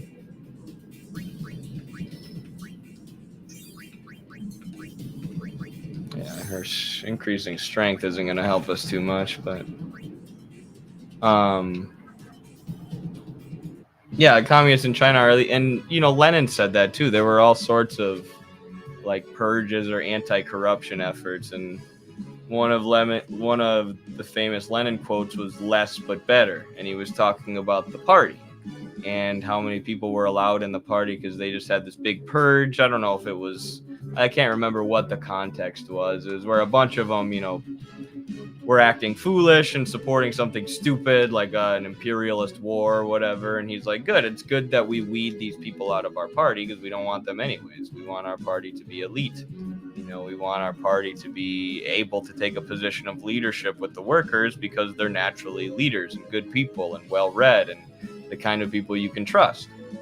You know, that's who the party should be. And like in China, it's even, you know, and you can agree with this or disagree with this. They've even, you know, pushed religious people out of the party at points because they're like, you know, you can't believe in Marxism and have these religious dogmas that interfere with the dialectical materialist analysis. So it's very serious. The Communist Party in China, it's very different than, you know, obviously communism in the US is just like, oh, that's an ideology for band kids, you know, or for weirdos with blue hair or whatever. It is not viewed that way in China. It's the elite. And not the elite in terms of like just money and wealth and being born into wealth. The elite in terms of, you know, it's an actual meritocracy that the party has.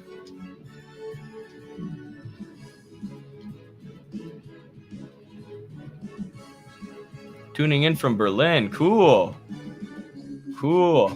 I assume they got Final Fantasy in Berlin. I don't know. I'm guessing they do. I imagine Germany has most of the same consumer goods that we have.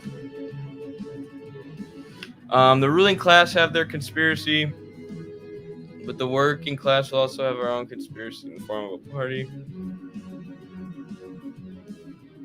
You don't need a formal conspiracy when interests align. George Carlin.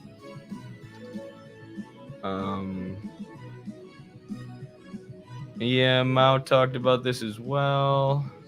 Yes, he did. Pretty much every successful communist leader saw the party as something for competent people. And it's something that, you know, shouldn't just be. I mean, Che Guevara talked about this a ton too. He's like, you call yourself a communist, right? You can call yourself a communist, but there's this process of becoming where you become a communist, and you become a communist through. Oh frick! I hit the wrong button. You become a communist through engaging in the class struggle, through reading theory, right? You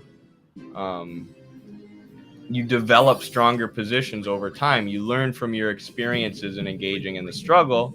And you learn from the theory that you're reading, right? And you develop in your knowledge of Marxist theory and of politics and things like this.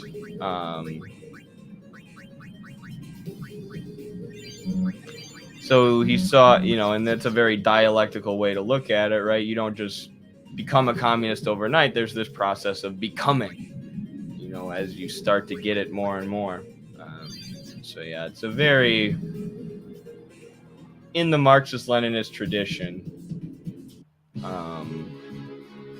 that idea is quite prevalent. Why can't I see the comments? Some of them are from Twitch, and some of them are from YouTube, and some of them are from Twitter. So it gets a little bit confusing when I'm reading stuff from chat, but apologies. I always try and read the comment out loud so everybody knows what I'm responding to.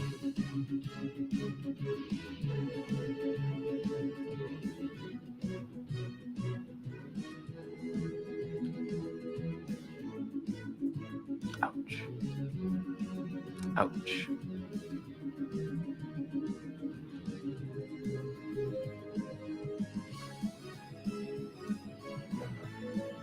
Ooh, that actually worked.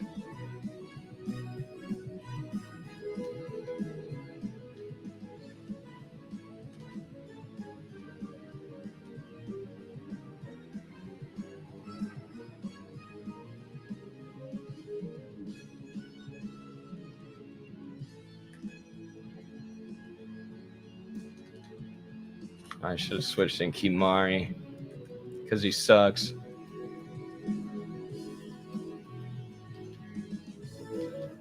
Let's go. Yes, let's go indeed.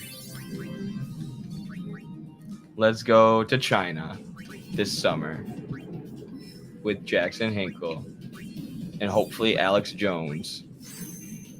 It's hard to believe that could be a real thing.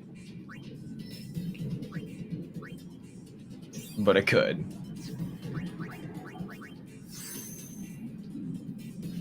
Why do Marxists hate Trotsky?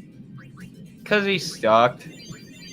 Because all he did was run around hating on the revolution and hating on socialism in one country at a time when the Soviets were, one, massively increasing living conditions for people in their country, but two, preparing to defeat the Nazis. You know, and all Trotsky was doing was writing about how bad the Soviets are, when there's this Nazi beast on the horizon that the Soviets are getting ready to defeat. I don't know. I think he was just jealous of old Stalin.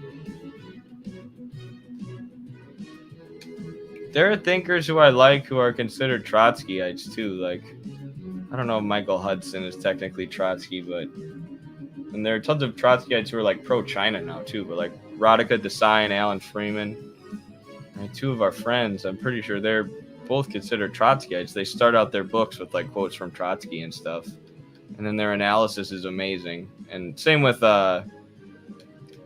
what's his name, Ernest Mandel.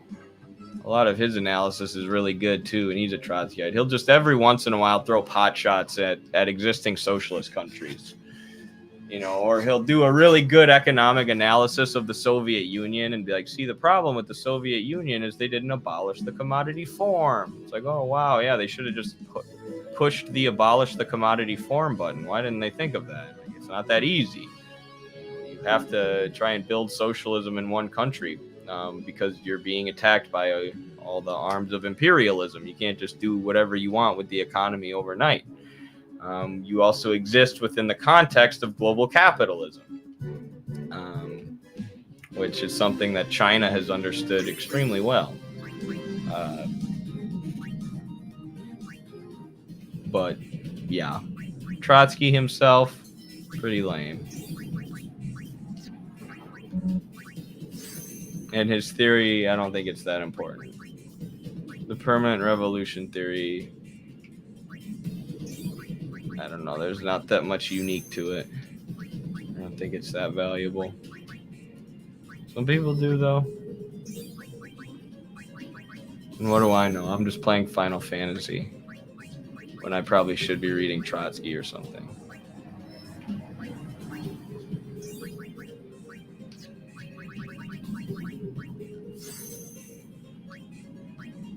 I found a study that you need to read the abstract of. It's insanely funny. Oh, I can't copy and paste it from there. Do you fuck with Thomas Sankara? Obviously. Sankara is one of the best people in human history.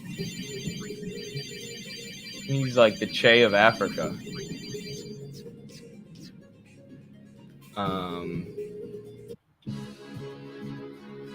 Sankara is the man. Trot mentioned. China with Hinkle and Alex Jones, perhaps. Yeah, I mean, the Alex Jones thing is kind of up in the air, but yeah, definitely going with Hinkle. Bros goated, definitely. Is homophobia associated with homosexual arousal? That's the title. No way. I made a TikTok about that once. I'm like, I wonder how many homophobic people are gay. And that's why they're super concerned with what other people are doing. All right, let me find this.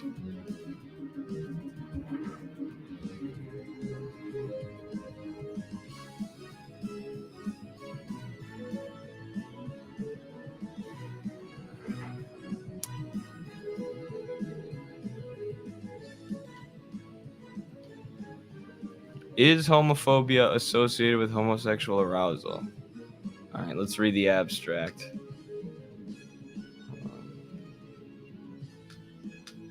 The authors investigated the role of homosexual arousal in exclusively heterosexual men who admitted negative effect towards homosexual individuals. Okay, so they interviewed men who are openly homophobic.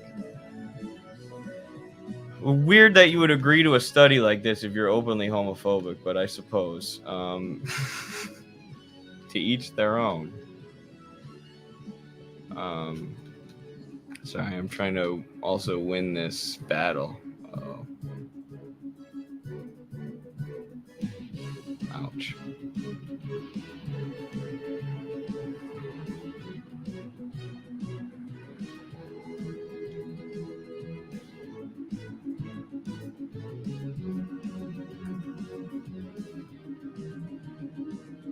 All right, sorry.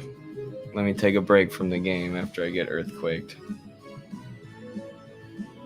The authors investigated the role of homosexual arousal in exclusively heterosexual men who emitted negative effect towards homosexual individuals. Participants consisted of a group of homophobic men and a group of non-homophobic men. They were okay, so they weren't all homophobic. They were assigned to groups on the basis of their scores on the index of homophobia. And then they cite somebody who invented the index of homophobia. Hudson and Ricketts, I guess, invented the homophobia index. The men were exposed to sexually explicit erotic stimuli consisting of heterosexual, male, homosexual, and lesbian videotapes, and changes in penile circumference were monitored. They also completed an aggression questionnaire. Both groups exhibited increases in penile circumference to the heterosexual and female homosexual videos. Only the homophobic man showed an increase in penile erection to male homosexual stimuli. The groups did not differ in aggression. Homophobia is apparently associated with homosexual arousal that the homophobic individual is either unaware of or denies. There you have it, folks. Now you know, I guess. If you're homophobic, you gay. That was the point of my video a while back, though. I was like, I don't know why people are so worried about what other people are doing in the bedroom, unless they're kind of worried about it themselves. Based study. That's funny. Who would agree to that, though? Who would be like, yeah, I hate gays, but strap a measuring device to my penis and let's watch some gay porn for a study. Like, what? For science. I need to do it for science. Interesting. Shout out to whoever did that study, I guess. Now we know.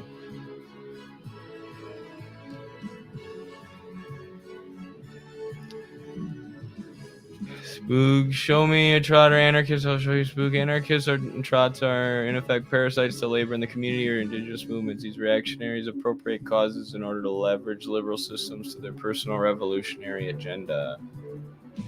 That's one way of putting it. Thus you find intelligence services adopt Trotskyite reactionary politics for counterintelligence infiltration. That's true. That is 100% true, and that's why people say there's a Trotskyite to neocon pipeline, because there is.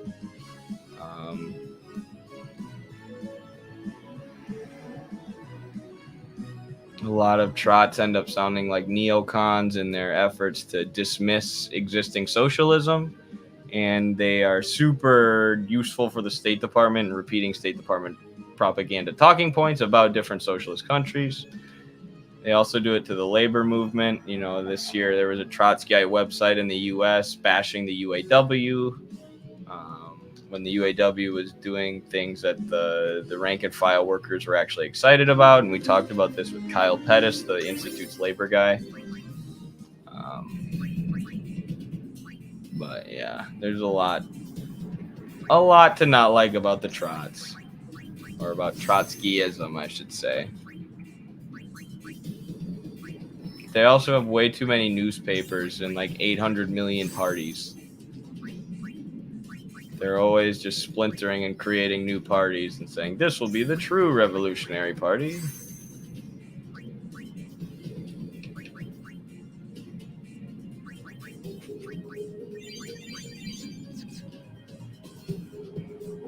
And it never is. Dang, this is taking a while.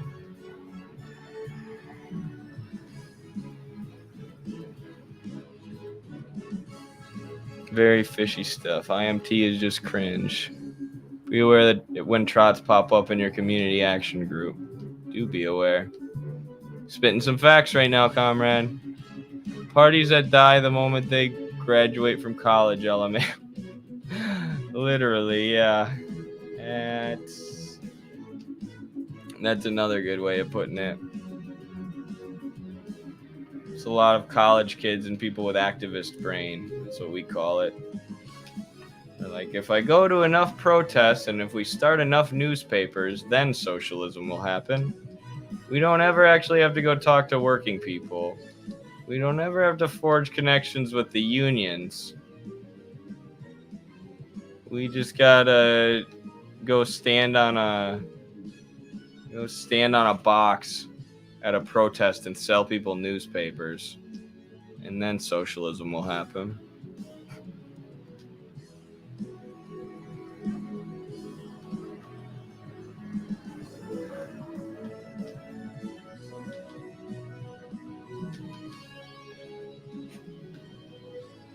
We just need protests and vibes. Yes. We just need hella communist vibes. Then we'll have socialism.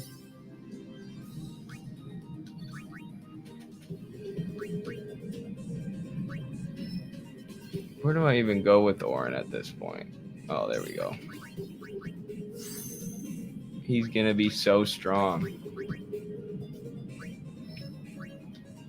Waka's getting pretty strong too, low key. High key.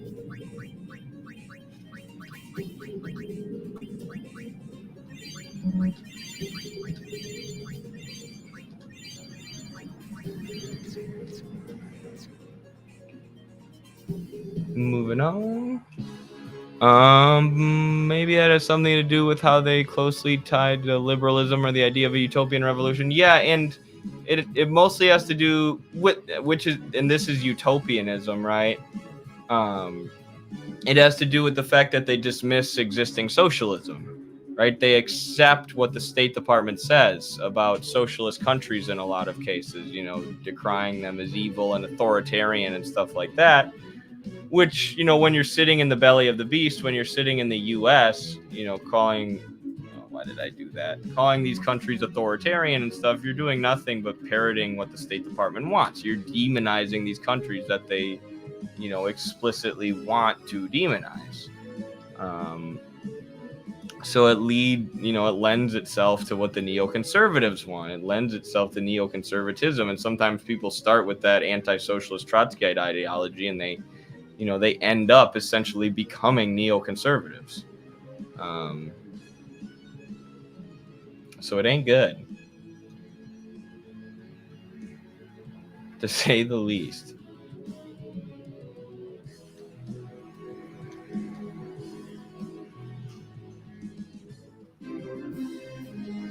All right, that was the least annoying battle with those things we've had yet.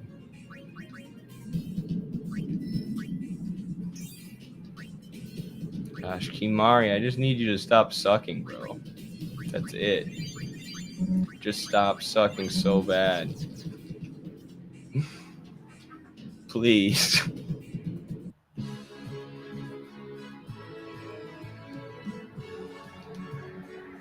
Oop, I hit the wrong button.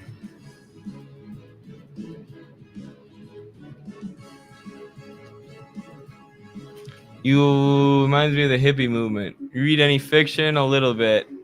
I read The Wheel of Time recently. The first book. It was good. I like fantasy stuff. I always did growing up anyways. Which is probably why I'm playing Final Fantasy now. Remind me of the hippie movement. Yeah, hippie movement was largely CIA-backed stuff to get people away from scientific socialism and Marxism and working class struggle, and make the left unappealing to workers.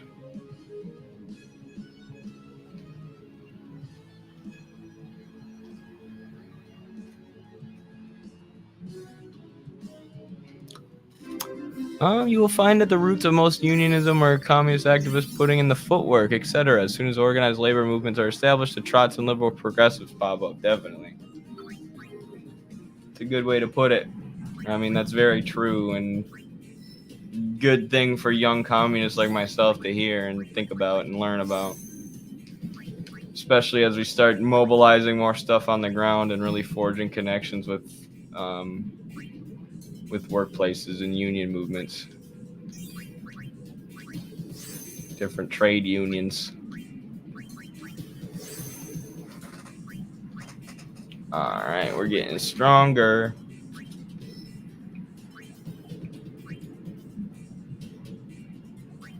I wanted to move her, didn't I? Where do I want to go? Where can I increase magic?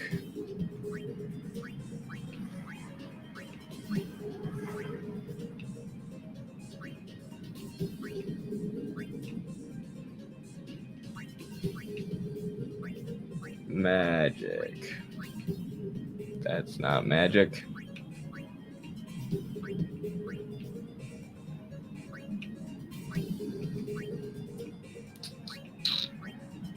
That's magic. Let's see.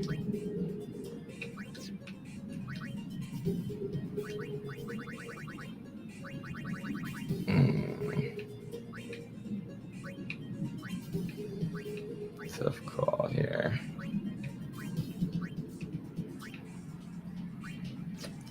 I guess I'll just keep moving. And then I use this. Uh-oh, here comes the rain. I'm nervous. I'm going to have to cancel wrestling practice tonight because there's a tornado warning in my area.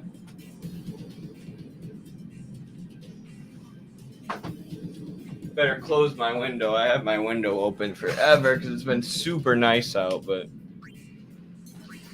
not if it's going to rain. Dang, we might be doing a 5-hour stream tonight if I don't have practice. I don't know what else I'll do. I'm taking a little bit of time off from training. I went to practice yesterday, but I took training off today and last week. I've just been going so hard for a year straight. I need a little break. Might turn into Republicans in the next 20 years, claim to be ex-communists, make actual point against Marxist-Leninists. Yep, I've seen too many people like this. I just inform that they have been misled in study theory.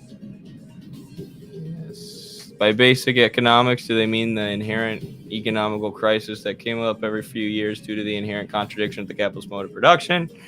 I'll say it's not real capitalism. Yes, that was the argument I had to deal with on the Jubilee, capitalism versus communism. And it's actually from the person I liked the most on that panel. Their name was Hannah, because I was talking about this earlier, because Hannah will actually stand up for like free speech. She's one of those libertarians who actually has principles and is actually anti-big government.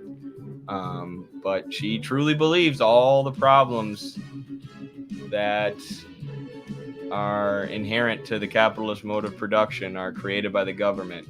And if the government just went away and let corporations do whatever they wanted forever, everything would work out better. I don't understand how one believes that genuinely, but she's good on other issues, so we'll take it where we can get it. I know she was anti-war too, so when I was in LA, I told her that I just drove by the Boeing headquarters. It was like Boeing or Lockheed Martin or something. And I'm like, if you want, we can sabotage. We can sabotage the Boeing headquarters. And she's like, yes, this is where there's area of agreement between us. We're both anti-military industrial complex. Like, there we go. But she believes that there wouldn't be any monopolies if it wasn't for the government. That government subsidies are the reasons that we have monopolies, and that markets are controlled by, a single corporation or a handful of corporations. And it's just like, no. Capitalism tends towards monopoly anyways. Protect myself here.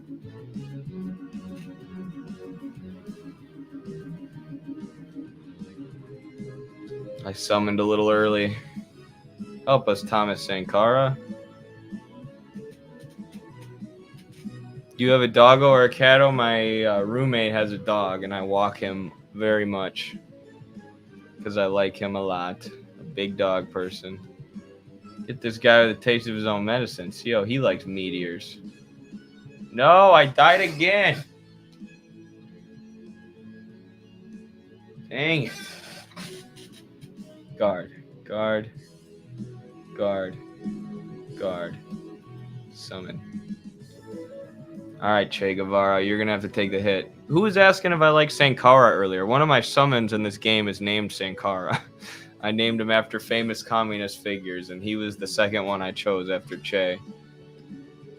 That gives you any idea? Alright, there we go. Meteor. Ouch. But we survive. Yeah, we did it. Based AF, thank you. The same government that saves corporate monopoly every now and then. Yes, because it is a tool. The government is nothing but a tool of the corporations and the monopolies. But those monopolies would form whether the government was bailing them out or not. Or they would form a banking institution that could bail them out all the same.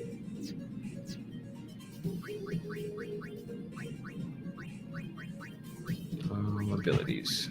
Keep forgetting what I want to do.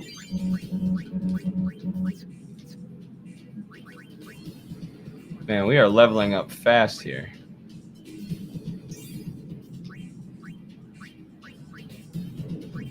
And Kimari just still sucks.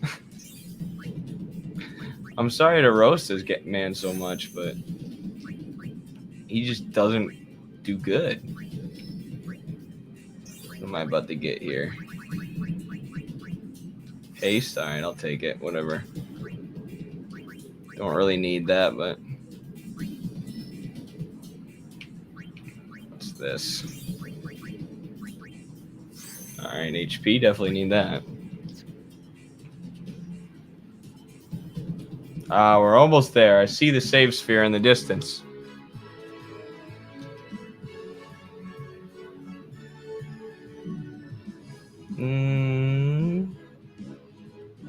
Just try to grasp it. Without government intervention, we would have gay space communism by now.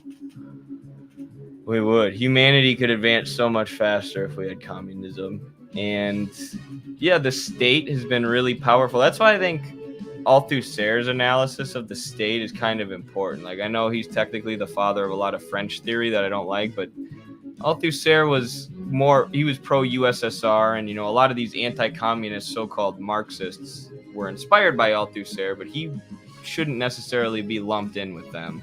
He has theories that are, you know, problematic and that I disagree with, but he wasn't as anti-communist and as bad as a lot of the people who came later who were inspired by him, especially post Khrushchev's secret speech, which gave them more ways to attack Stalin and the Soviet Union.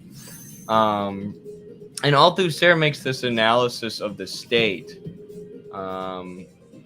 where he says you have repressive state apparatuses and you have ideological state apparatuses. So you have repressive state apparatuses like the military, the police, that just, you know, protect private property and suppress the people, keep the people in their place, make sure that the toiling masses keep toiling. But then you have the ideological state apparatuses like the media, the education system, religious institutions. Right, and these also serve to uphold capitalism by essentially brainwashing people into believing pro-ruling class ideology, and believing the ruling class's narrative about geopolitical events and events related to the class struggle and whatnot. So I think that a more in-depth analysis of the state is really welcome in Marxism. Like, state and revolution is good. You know, the state is a dictatorship of capital that serves to, you know, mediate class contradictions and keep the working class in their place and maintain the capitalist system and maintain exploitation. Right? That is the role of the state ultimately, but you can get more specific with that analysis and talk about the ways that the state, the superstructure, I guess, more so than even just the state, the ways that the superstructure helps maintain the base, capitalist relations of production.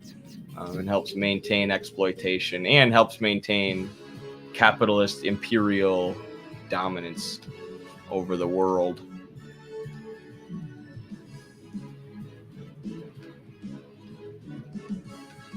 Uh-oh, I'm running out of mana.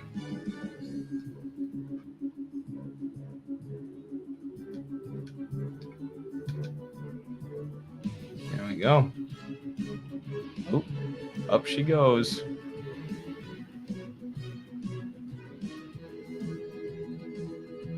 Can I break his magic and the amount that he can hurt us?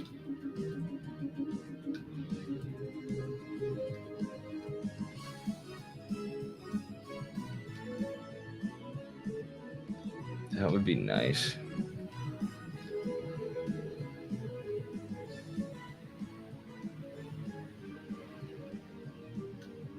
Oh, there's strength too.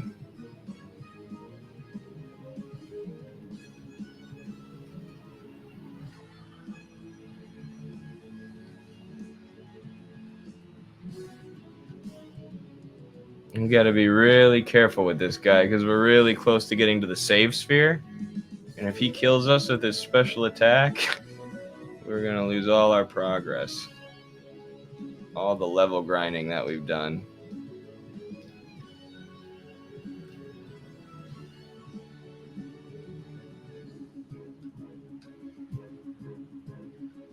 We do not want that at all.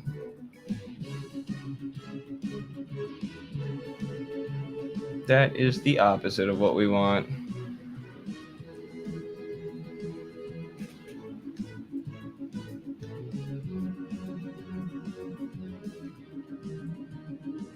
He's immune? I can't hit him at all?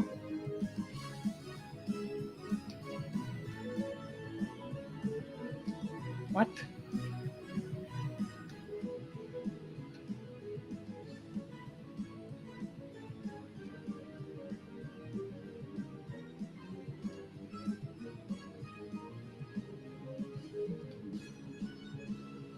Did that take my... That took the negative buffs. The status effects I gave him, I took those away too. Dang it. Alright, let's risk this. Time to summon Fidel Castro. Capitalist media is the main reason the anti-fascist wall came down. The GDR people had access to Western TV, which lured them into the idealist way of thinking. Now they regret it. True. Who plays this communist general playing this game? The one playing corrupted by capitalism. I think I screwed up today. I can't rest properly and enjoy myself. Just stuck somewhere. Oh, that's too bad. Hope you figure it out. The east of Germany has turned into a fascist dystopia with Daddy Elon painting his factories all over the place while draining local resources. Yeah, you're right. FF10 for the win. Yeah! PC emulator. It's on Steam. Yeah, this is on Steam. Oh, I almost killed that guy. Let's summon one more. Antonio Gramsci. Speaking of the media and the way that the capitalist media brainwashes us, here's Antonio Gramsci to talk about hegemony and ideology.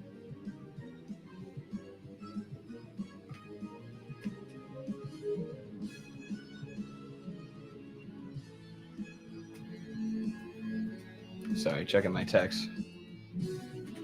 And here's Antonio Gramsci to take the meteor to the face for us. Yeah, this is the HD remaster of FF10.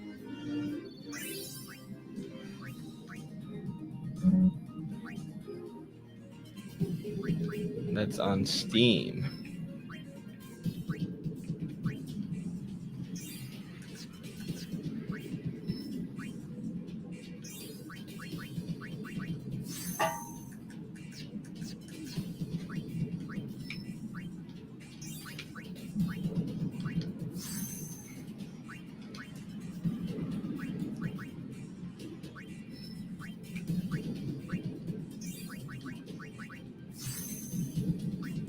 My father visited the GDR before it collapsed. He said everyone was equal. That was all he said.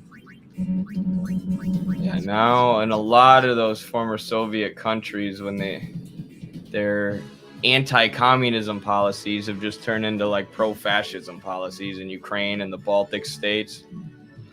They've got extreme problems with fascism because when you push anti-communism, go figure, it very easily lends itself to just straight up fascism. Who would have thunk it that communism and fascism are opposites, that they're mortal enemies? Who would have thunk it except for every communist in history? But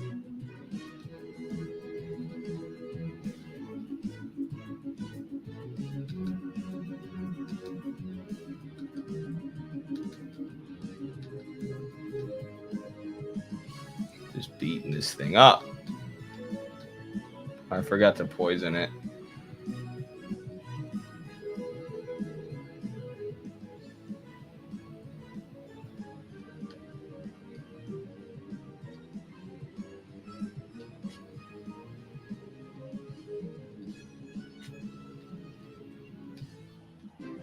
There we go. I gotta leave, by the way. Great gossip session. I appreciate it. Yeah, thanks for hanging out, Proletarian. Proletarian Pulse. That's what these gaming streams are all about. Just a big gossip session. I'll just vent about who's making me angry on Twitter and stuff. It's great. Going this way, I forgot.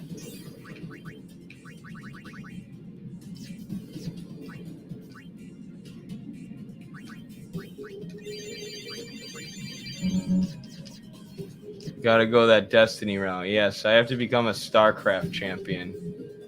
Then liberals will respect me. I don't want the respect of liberals.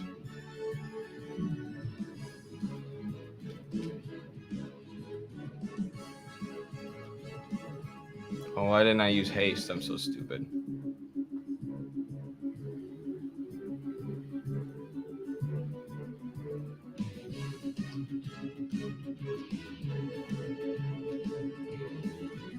Running out of MP again.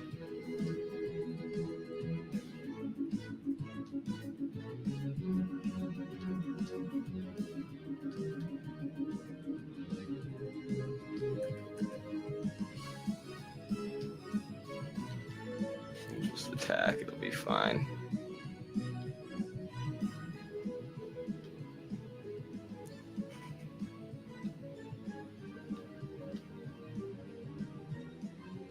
Come on, do him in. Get rid of him. You guys just lost their ability to attack, or what?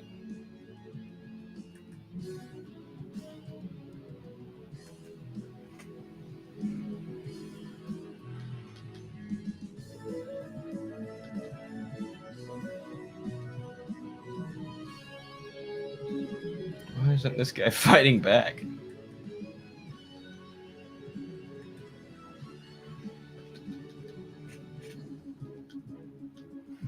Thoughts on Hassan Piker? Yeah, now it's really a gossip sesh. I don't know. I have really mixed thoughts. We did a poll in our Discord recently about people's thoughts on Hassan, and they were not as positive as I thought they were going to be. I know a lot of people found me through Hassan, right? Like they started watching Hassan stuff and then wanting to dig deeper into theory, and they found Midwestern Marx. Which is cool, and I, always accept that pipeline. I understand there are people who, push other people to us. It's sort of like a pipeline, and we're further down the pipeline in terms of the complexity of the stuff that we talk about and how much we get into theory and stuff compared to someone like Hassan.